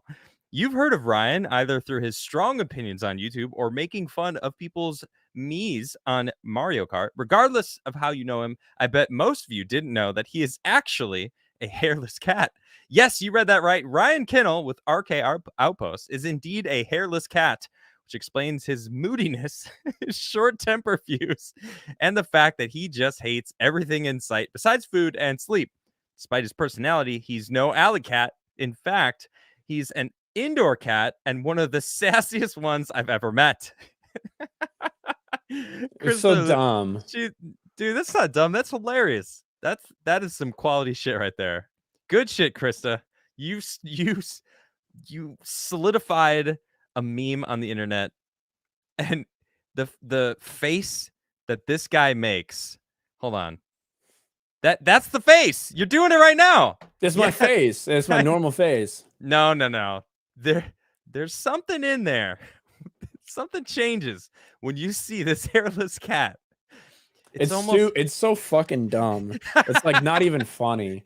And like when that was written, that's what makes it funny right there. That attitude. When it was written, it's funny. When that article was written, I was like hunting for jobs. And I was thinking to myself, what if someone just Googles my name and that's the first thing that pops up to them? It's like so stupid. Honestly, if someone denies you a job because someone made a like this kind of silly article that's hilarious, you don't want to be working at that place. Oh, there's a lot more dude. shit that they have on me now. I'm sure if they Googled me. Yeah, I remember the fallout from the Batman. Oh my goodness, did you get just ripped apart on the internet? Now, I know that you just laughed and scoffed it off because you're a freaking G like that. But damn, dude, were people going at you? Dude, so for those who don't know, you did a review in your car after walking out of the Batman, the one that just recently came out. I actually recently saw it last week, and I thought it was pretty good. I liked it. It was kind of long, but it was pretty good. It was definitely too long, yeah. Yeah. But damn, did you get just fried with people coming at you? The craziest thing is that by far is like the most viral thing I've ever had happen to me. Either positive or negative, for sure. Even like beyond even like the Zack Snyder bullshit that happened, which like a lot of people think that was just like the worst thing to happen in the world. It's like should have gained like 100,000 subs since then. But the Zack Snyder thing was nothing compared to the amount of attention that was on me for my Batman review. And effectively, I sat down. I don't script any of my videos, especially not one in my car. Like 5 minutes after walking out of the theater, I just sit down and like give my thoughts. Right. And in like a 10-minute, 8-minute review of in my car, my impressions, I spoke for about 30 or 45 seconds on what I felt like was some pretty clear identity politics within the movie. Because of course you had a couple race swaps of traditional, characters like Jim Gordon. Like I thought Gordon was good. I think he played a good Gordon. I actually was disappointed in him because I like Jeffrey Wright, and to me, he wasn't special at all. It wasn't stand out in the movie. It wasn't like was that his fault though? I don't think that was his fault. Not necessarily, but it's like if you're going to race swap a character, and first of all, they tried to. They were going out to cast a black Jim Gordon. Like that's what the casting call was for. But I didn't know that. Okay. Yeah, but if you're going to do that, then you need to prove to me without a shadow of a doubt. And I know it's not the truth, but you need to prove to me that you did it because this guy is just so good. You decided to break normalcy. You decided to get someone who doesn't look like the character, because comic books are a visual medium. True. Comic book movies are the same thing. And anything like this is why we criticize like superheroes' outfits and how they look. And True. oh, Hulk's pants aren't quite the right color, stuff like that, because comic books, we see them. So we know what these characters are supposed to look like. That's why we're so highly critical of it. So when it Yeah. comes to someone's skin color, that's obviously up for debate as well. He was not like incredible or anything. So I was a little bit, okay, whatever. But I said, listen, it's pretty clear that there was an agenda with the movie. It didn't ruin the movie for me, but it was there. I noticed it. Unless the character was Alfred or Batman, if it was a white character in the movie, they were probably evil. They were probably a bad person, whether it was like a crime boss or whether it was just a random person that was an asshole on the street. They were a Yeah. bad person. And the way it got clipped out, to be fair, sounded a little fucked up. But if you had heard everything on either side of what I said, Right. I think reasonable people know that there was no racism or whatever in there. Right. But That's how they holy did shit, it. They man. clipped out the part where you were like, it basically made it seem like you were upset that there was characters that were black that were good guys, and it's like, Yes, that's yeah. not what you were saying, but Yeah. the way they clipped it, that's what it seemed like. That's what you were saying, and they're like, 100%. oh, he's a racist. We've got him, guys. Yeah, Send it to the print. The craziest thing is, as viral as that went on Twitter, on Reddit, on TikTok, apparently, I don't know, like all these other places, holy shit, was it getting a lot of views and a lot of people like saw this. I saw like no backlash for it on YouTube. I didn't lose any subscribers. I had one video that was ratioed, and it was that one, because people going there with an average view time of 2 seconds and downvoting it and commenting you're a racist. Right. And even that, it was only at like a 45% like ratio. It barely got ratioed. So it took all of Black Twitter to like just ratio me barely on my second channel, because I made it on my secondary channel. Oh, it wasn't on RK Outpost. It was on RK Outpost Live. It was on a channel that had like 13,000 subs. If I put it on my channel, it wouldn't have got ratioed. But holy shit, that was crazy. But it was funny because it was by far the most people talking about it, and the most like people that wanted me off the platform, reporting me, death threats, stuff like that. But I saw no actual backlash on YouTube. It was like just kind of business as usual. It's weird. Didn't you gain a lot of subs after that? Oh, 100%. Because I mean, I was able to make a video of like me with red eyes being like, these people want me dead. Over my Batman review where I gave it an 8 out of 10. Right. You said it was a good movie, and yeah, they can't stand you. Yeah, that was crazy, funny. Dude. Blacklist Universe for 10 just says, Ryan isn't a racist. He just plays one on TV. One of my favorite comments or remarks, like that people were spamming to people that were like tweeting out that video of me, was like, Ryan isn't racist, he's sexist. That was my favorite one. He doesn't hate black people, he hates women. Get it straight. Wow. I feel like that's just a persona that you lean into because it's kind of funny on Friday Night Tights and, the Geeks and Gamers stuff that you're on a panel, like Tuesday night's main event kind of vibe. It's like, it's just, it's a meme at this point. And anyone who listens to you talk about pretty much anything knows that it's just a thing you're joking about. It's not anything serious, but these people on the left that hate you just love it, and they will take anything they can to continue that narrative.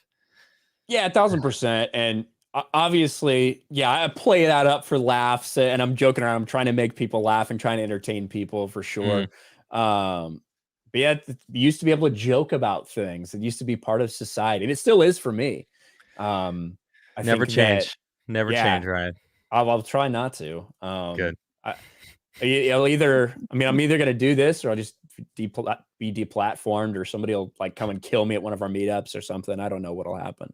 No, you can always just Homer Simpson it and get a good job at a nuclear plant. 100%. I still do like if the worst were to happen for some reason and I got deplatformed or Geeks and Gamers got deplatformed, whatever, yeah, I have a lot of training to fall back on, and Nice. I'm highly qualified to go out and get a job in the engineering field somewhere. So yeah, I'll be all right. You hear that, people who are trying to not my chat. I'm speaking past my chat right now. So I'm not talking to you, chat, because you're awesome. Do you hear that, people who are trying to cancel this guy? Ha! Good luck. He's Yeah, I right. mean, yeah, I mean, you can try if you want, but I mean, it's not gonna have any result. Right. That's what a lot of people like. Why don't you quit YouTube and get a real job? It's like, bitch, I wasn't like I had a real job. I operated nuclear fucking reactors. I was a nuclear Yeah. engineer for 11 years, Right. right? And then I trained other people to do it. So I had a real job. I like doing this though, because this is something I'm actually passionate about rather It than just neutrons. it's fun to talk about your opinions on things, especially when you have awesome people that show up for you and support you. Right. 100%. And what we've seen over the past like couple weeks and months with the meetups we're doing and the Dallas thing that was so huge, like our like what we have, I know a lot of people don't like the word community. I don't really mind it, but I know a lot of people don't like it. The fellowship, whatever you want to call it. Like, man, we have just so many good people surrounding us, whether it's from the content creator side, that where I meet people like you or people like Eric July or like whatever, like we can make these connections with that are awesome, Mm-hmm. or the people that are watching, the people that are in the chat, the people that are tweeting this out, the people that are liking, the people that are commenting for the algorithm that are there each and every day. What we're building is very unique, and it's not normal for these online communities to have people that are this closely knit or people that can have this many people show up IRL is Yeah. really fucking cool. And we don't take it for granted for sure. D-Day's in chat. He just says, if someone kills Ryan, Geeks and Gamers will have a great stream and make a lot of money. I always say that he's not going to get the kind of money he thinks. Like, Hey, we will never know until bro, it happens. dude, if Jay died, if Drunk 3PO died, people are like, oh my God, he was the best of us. He's the coolest person. He was just like the most nice. If I die, they'd be like, I mean, he probably had it coming. Well, Jay is really awesome. Really like it. I also would love to join you guys sometime in one of these meetups. I know I'm not an official Geeks and Gamers member, but Where are you at right now? You're always like traveling, you're always doing stuff, but where are you like I, legitimately located? I will tell you after. I'll tell you after we're no longer live. Okay. You Because don't have to say state or address. it's not So, public. okay. I'm upstairs in my house. There you go. In the house that I bought. That There you has an go. amazing cherry tree outside. And actually 4 apple trees. And I have so much fruit on my property. It's See, amazing. now you're doxing yourself. People are gonna do Google search, like Google searches, and be like, I need to find Good luck. property that has 4 apple trees. If someone finds me because of my fruit, then so be it. But yeah, Dude, where never did I? underestimate internet autism. Someone asked me where I got my Rebellion hat. This is actually from me being on the Rebellion podcast. This is J Drunk 3PO's. You can't get this one anymore. This is the gold writing. This is what he sent out. You can get the silver Rebellion hat, but look up. I don't actually know what the site is. Nine line. It's 9line. That's Mhm. I know they sport him, but I think I don't know if if they're still active. They do limited runs and stuff. So I know the most recent one was the yeah, Gina Carano one. I'm not sure. I know if you go to Nine Line, Jay probably has links all over his Twitter and everything right now. true. The most recent one may have been ended. But yeah, Nine Line Apparel is the one that Jay's partnered with for the Welcome to Rebellion stuff. But I must say, you can't get the gold one anymore because you had to be a guest on the show. There you go. Custom Custom. fitted. It's actually not custom fitted, but that's all right. Low Watermark says gifted. Holy shit! Low Watermark gifted 20 memberships. Yeah, that was like an hour ago. I saw those. The membership gift is like so cool that they've implemented it. Low Watermark's awesome. That's new. Mhm. I've never seen that before. 20 gifted memberships to the channel. Holy shit! Low Watermark, thank you very much. And welcome new members. That is, you guys have access to my face. I have a couple of my own face in the emotes. Also, the UFO, which is not on right now. I don't know why it's not on, and I I don't know. I have to actually go under my desk to figure out. So I can't actually spin the UFO. You know what? I guess I will. I'm gonna hand spin it. There we go. It's spinning, right? It counts. There you go. Yeah. I can't actually spin it right now because I don't know why it's off, but you can spin it. So if you are now a member, please spin the UFO for me, and then spin it again because I can't spin my own UFO. It's kind of a shame. The Happy Plague Doctor says, "Will Ryan sign my copy of Miles Morales Thor?" Yeah, sure. Hell yeah, I'll do that. Yeah, I'll sign anything you put in front of me. But yeah, I'll anything. absolutely. Hmm? Yeah, within reason. Yeah. All Not right, you got not to a add that. not a dick. Not a Um, dildo. You wouldn't sign a dildo? I'd sign a dildo. Yeah. Oh, okay. Not an Sure. I actual don't dick give a though. fuck. Yeah. I mean, I guess I could be like, if there was like a joke about it, like if it would be, if it would be in a funny way where, I don't know, you wanted me like, you wanted me to sign it hard, right? So Oh that God. once you got soft, it just looked like nothing, like you couldn't tell what it was because it like No, shrank. And then when you get it hard, it just becomes becomes, RK yeah, RK yeah. Outpost. Yeah, if it was something funny like that, I could probably be convinced into doing it. So I could probably be convinced. Oh my goodness, that is funny. Evan Griffin for $10. Oh no, for $20. Thank you very much. Says Adam, several soups before. No FB, no worries. I paused the Carano podcast to show some love. Random question. Me and my bro are thinking about starting a podcast with just us. With us just BSing. What mic do you all suggest, both cheap and expensive? I don't have too much knowledge about microphones. This is a Shure SM7B, which is kind of like very standard for podcasting. A lot of podcasters use it. I think Joe Rogan uses this mic. The whole Cast Castle have used these. I think it's really good. What are you rocking over there? I'm rocking a it's an RE20. I think it's like Electro Voice or something, RE20. Okay. But I will say if you're like just starting out or whatever, like a Blue Yeti is like pretty standard. They're like run between like 130 bucks. They're just USB plug-in, so you can just plug it straight from there into your computer. You don't need any kind of interface. They're True. very simple. If you're just getting started, that's kind of what I recommend. I'm gonna So, agree with that. You know, it gets the job done. It's very plug and play, very easy. Say you don't like what you're doing, after a couple months, you're like, you didn't waste money. Um, but one of the most important things about starting a podcast is don't fucking stop. You will have you know you have to grow. You have to give it time to grow. I am on. This is episode 398. I'm 2 episodes away from 400 episodes. This Thursday is my 400th episode. I'm really hyped. dang. That's it's crazy. 400. That's a lot, dude. We That's a when lot. we hit That's a when we lot. hit 200 episodes of Friday Night Tights and we had Alex Jones on. It's like that's a long time. That for a weekly one, Yeah, that's 4 years that's basically. crazy, man. That's a long time. And obviously not Yeah. everybody's been involved the entire time, but it's a long Mhm. time in the internet world to have a show going. You know Exactly. that. So, Yeah, and Gary, when he was on my show, he was talking about it. It's like when they first started Friday Night Tights, it was not they didn't have 10,000 people, 50 people 50 watching or fi whatever. yeah, Yeah. exactly. It was a small show. So the key with as most things is consistency. So, but have fun. Most importantly, have fun. Sleazy, hey, what's good, Sleazy? For $20, says Clone Wars was Republic propaganda for kids.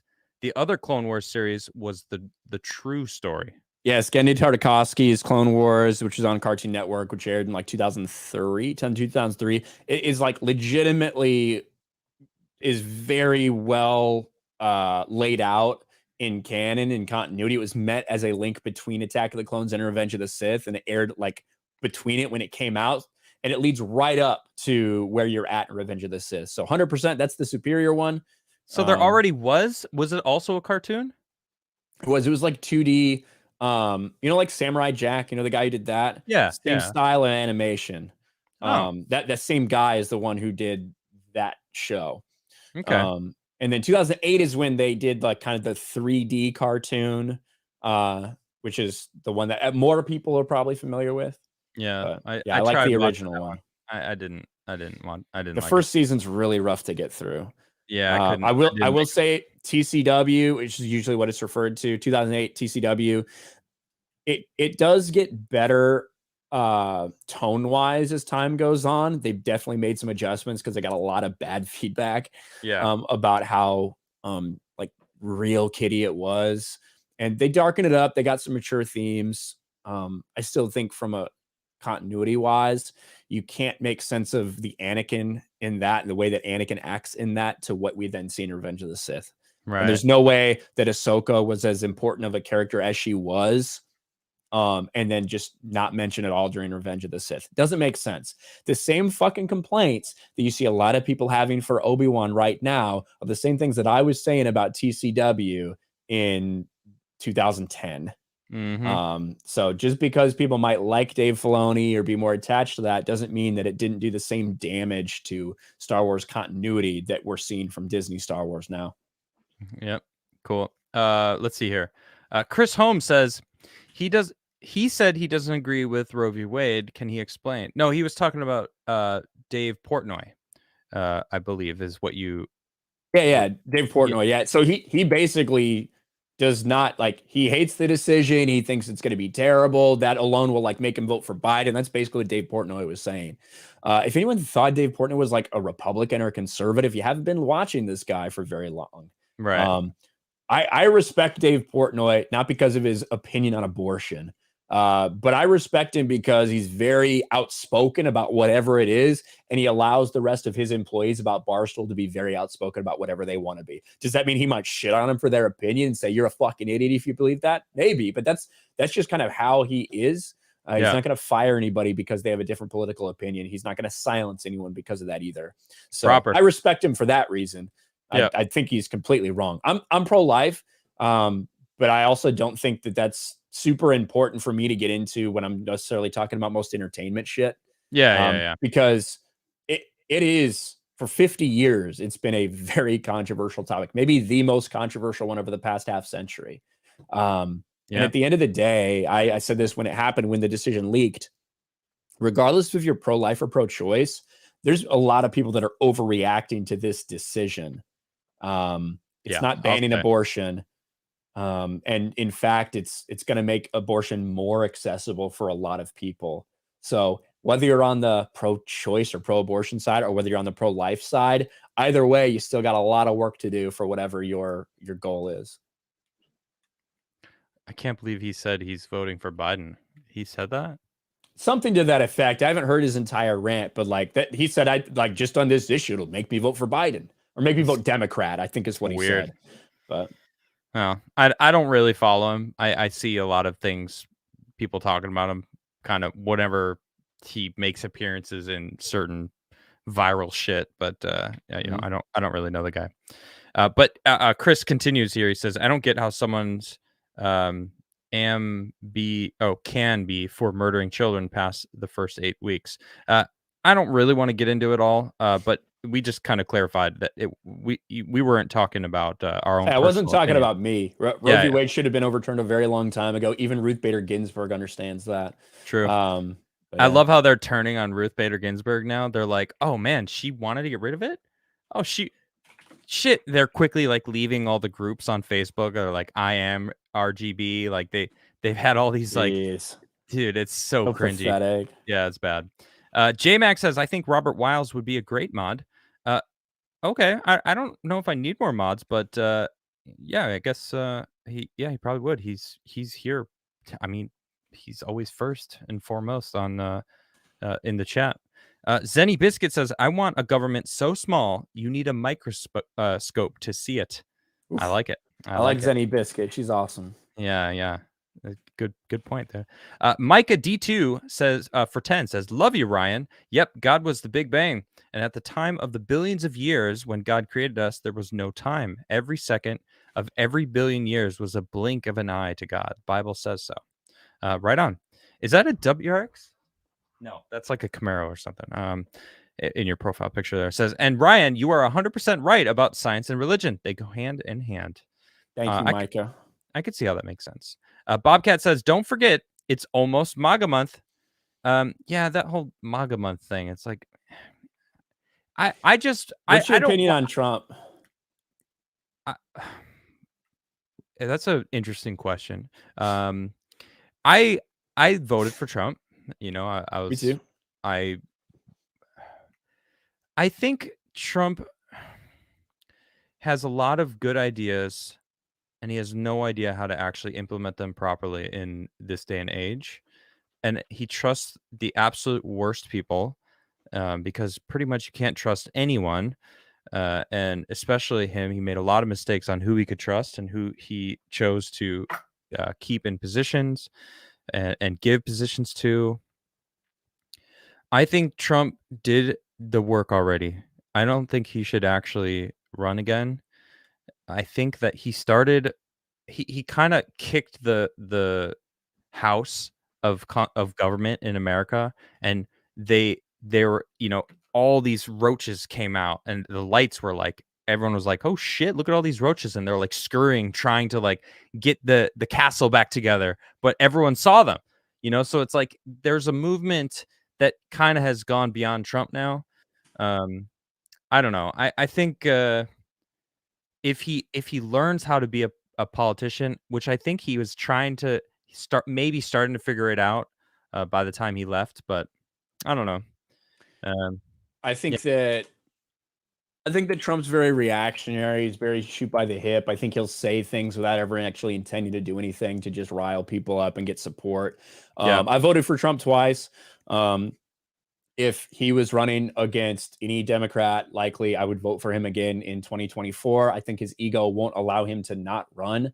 agreed. Um, I don't think he's the best candidate. I think DeSantis right now is the best establishment Republican candidate we could have. We're not. Um, He's not going to go for presidency in 2024. Not if But Trump's running, he won't. If Trump's not running, 1000% he will. I don't And think so. I don't know. I I think he agree. I will. I think Trump's going to absolutely run. So I think DeSantis chose to be governor because he wanted to be uh, home with his family. Like he wrote a whole piece about it, about how he was missing his kids' lives and he wanted to be in Florida with his kids. So like being president would, they would probably come with him.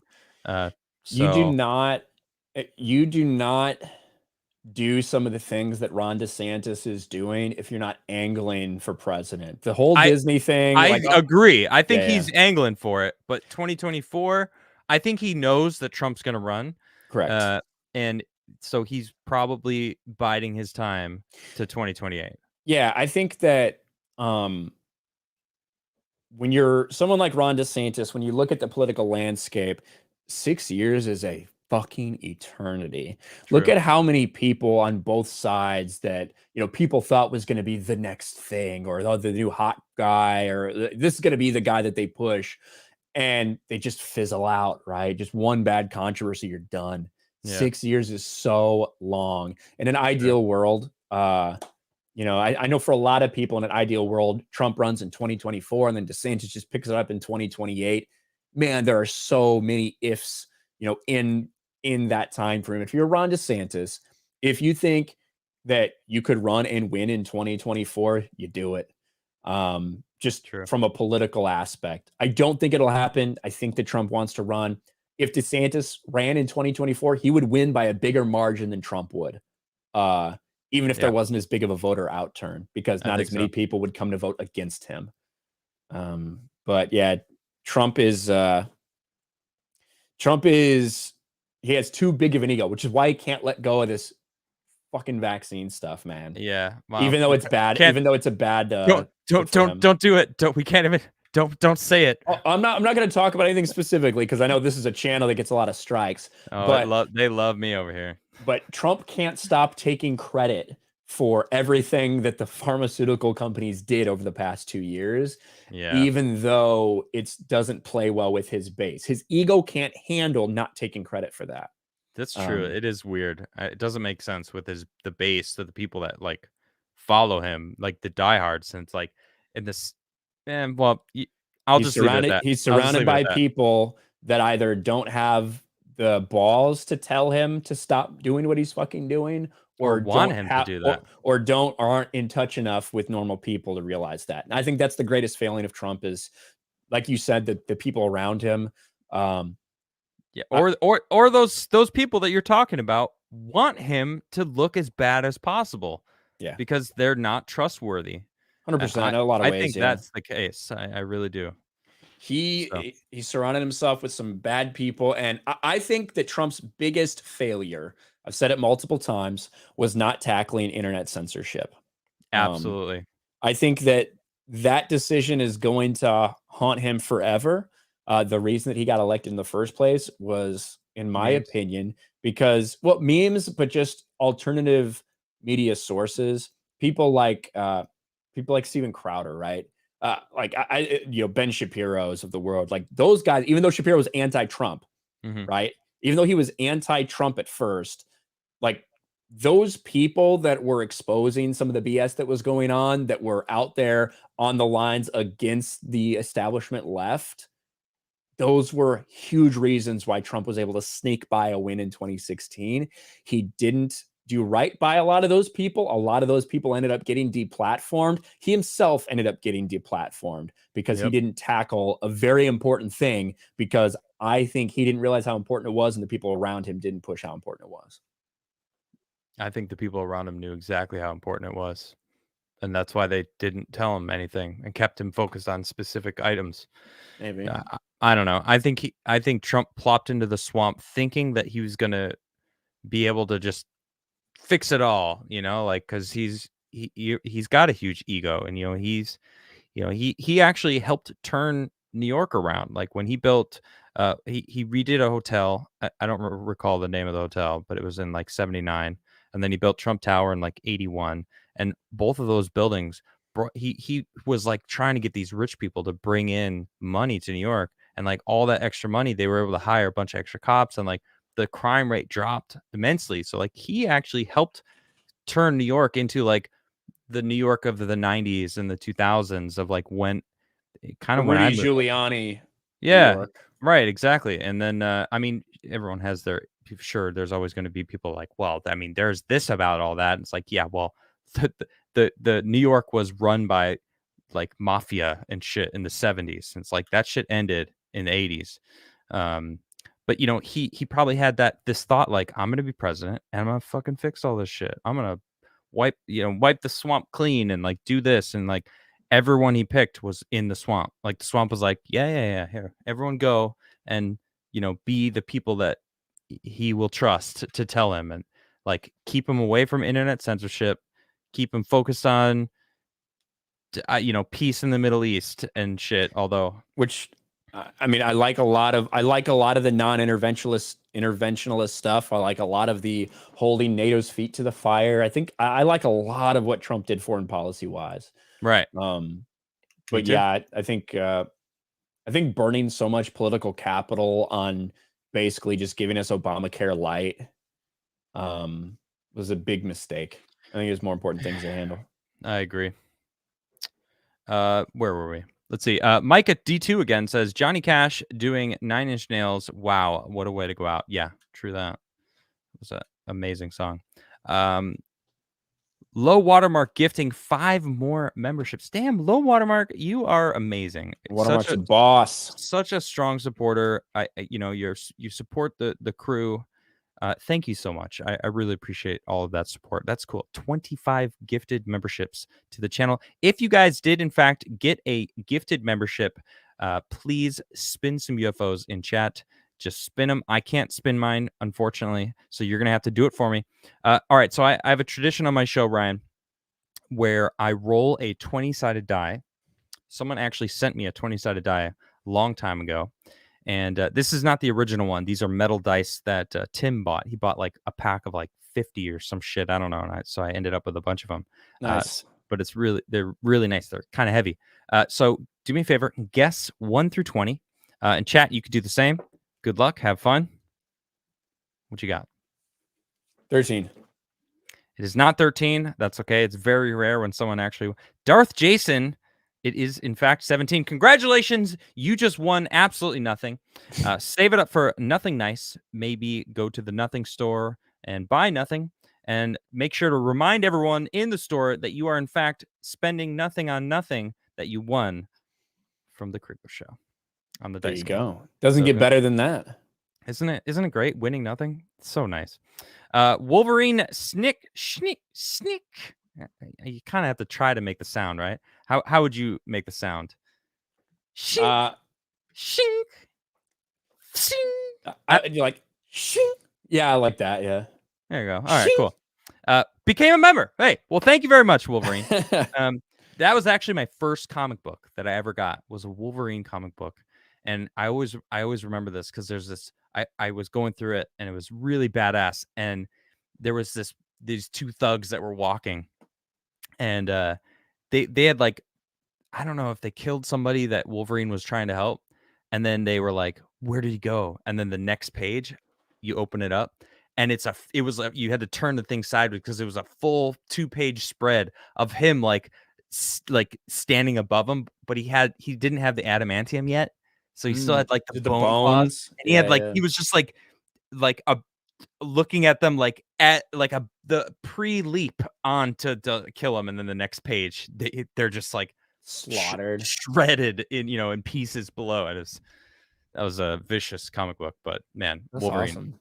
Yeah, he was my favorite X-Men. Magnum Express giving 5 gifted memberships. This is so cool. Thank you guys so much. This is it's awesome. Yeah. It's so cool. Yeah, they need to bring raids too. Like, we need to be able to raid people. We have it on YouTube.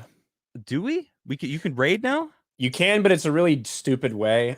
Basically, I have to allow the channels that I want to raid me. Oh. You have to enter in their thing. It's a whole thing. And then from the back end, you can select one. It is a big pain in the ass, though. Oh, that's kind of weird. It's not as good as Twitch. It's because they don't want people, like, harassing others, I think. Okay. Yeah. Well, this is cool though. I appreciate all the gifted. It's weird. I'm like, I have to stop myself from saying gifted subs, because that's I do have a Twitch channel where I game sometimes. I used to do it a lot more, but thank you guys. Bottom line is thank you. Robert again says, Adam, I just got an update from my tracking app. It says that the package I finally sent got shipped from that one that's been stuck at and sent to yours. Oh, dope. Awesome, Robert. Well, let me know when it says on the app an individual picked it up. Good to know. All right. I may or may not have someone who went to the PO box for me, because it wasn't me. But that's okay. Brindor Rain celebrating 21 months as a member. Damn. 21 months. That is a long time. Brindor, thank you so much. And that's the tier 2 membership too. So thank you so much for that support. It really does help my channel. You guys, everyone who's a member, and I see a lot of members in the chat. You guys are all absolutely awesome. Thank you very much. You guys are the best. Micah D2 again says, that's a 2SS Camaro in my profile. I thought maybe a Camaro. Yeah, that makes sense. But and Ryan, but one because it has an SS already on it. Just kidding. They took the SS off because reasons. But you didn't want people knowing that what's under the hood. Is that why? Maybe SS is hits too close to home from I don't know, 1940s Germany or something. I don't know. Right. They canceled 2 consonants back to back because of that. Maybe that's why. Such a shame what people do to virtue signal. Darth Vader, what's up, dog? Says, did you have your surgery yet? When are you having your surgery, man? I don't know if you're. Oh, you know what? And I gotta say, Darth Vader, thank you so much. At last night's show, you dropped a huge super chat. You dropped $100 yesterday at the very end of the show. But I had just hit end broadcast. I hate that. And then it dropped, and I was like, oh man, like, no, like, I always want to give, like, thank you for that huge super chat. Darth, you are awesome. Really do support. And you super chatted basically saying thank you for the support from me and my Monday night my crew on Base Half Mondays. So it's mutual, my friend. Thank you very much for that. But to read your super chat now, says Trump got screwed by the swamp. Absolutely. If he was able to implement what he had wanted, he would have gotten a lot farther. Trump/DeSantis 2024. I do not think DeSantis is gonna go for vice president. Do That's to be you? retarded. No. Yeah, So no offense to Super Chat. What I'm saying, that would be a badass fucking ticket. of course. But what I Yeah, mean is, Florida needs a strong presence, and true. for DeSantis to be wasted on VP, Right. I think it's much more valuable for him to be the strongest president in the United States, in the great state of Florida, protecting Florida, keeping Florida red, because it's easy to forget we were a couple tens of thousands of votes away from having Andrew Gillum as the governor Oof. of the state of Florida, who And is remind me what happened like a month later after he lost. he was found with a male prostitute with a bunch of meth in a hotel. Right. Yeah, Right. he's gay, so gay meth head. And actually, I think he's recently been, I don't know if he's been indicted or if he told people that he's about to be indicted on fraud charges related to his campaign. So Wow. No. All there you right. go. Great guy. Great guy. Micah Yeah, D2 again says, wow, you're right about Trump and Big Pharma. Yes. Yes, he was. Blacklist Universe for 10 says, Adam, do you have an Ethereum wallet I can send an NFT to? I don't. I don't really, do me a favor. I am interested. I don't know how to do it. So, can you go to my locals page and let me know? I don't really know how to answer that. I don't have an Ethereum wallet. I don't have Ethereum at all, so I'm not sure. yeah, I'm just like so far behind in the crypto game. I Yeah. don't know what I'm doing, and it's like, is it too late? Maybe it's just too late. So For certain I coins, just I'm sit there sure. with my I'm just sit there with my money in the bank as it's valued less and less every single day. And So, cry. yeah, basically. Kinel's missing Y chromosome My man. says, just here to say hello to host body. Oh, I guess Mr. Crigler is here too. Hello to you as well, sir. Well, thank you. I appreciate that for Thank you. stopping by. And I saw Vader actually in chat was saying that they just they're still at the setup. He's having surgery soon on his spine. So it's gonna be that's gonna be crazy, but they're setting Oof. things up still. But anyway, guys, that is my show. Ryan, what a great conversation. Thank you for joining me, man. Yeah, it was good. I like conversations like this because I make like 6-minute videos like reacting to like crazy stuff in entertainment. I don't often get to delve into like very deep stuff or explain how I feel about more like different issues like this, whether it's the Big Bang or nationwide hot button topics. So it's been fun, man. I'm glad we finally made it make it happen. Sorry I Yeah. canceled the one time, and I'm sorry you No, had to no, no. strike the next time. That's But all we right. finally did it, so we got to do it Yeah. again. Hey, honestly, anytime you want to come by and give your opinion in a longer format about whatever's going on, you're welcome. Sounds good, brother. All right, guys, that's my show. I will be back tomorrow.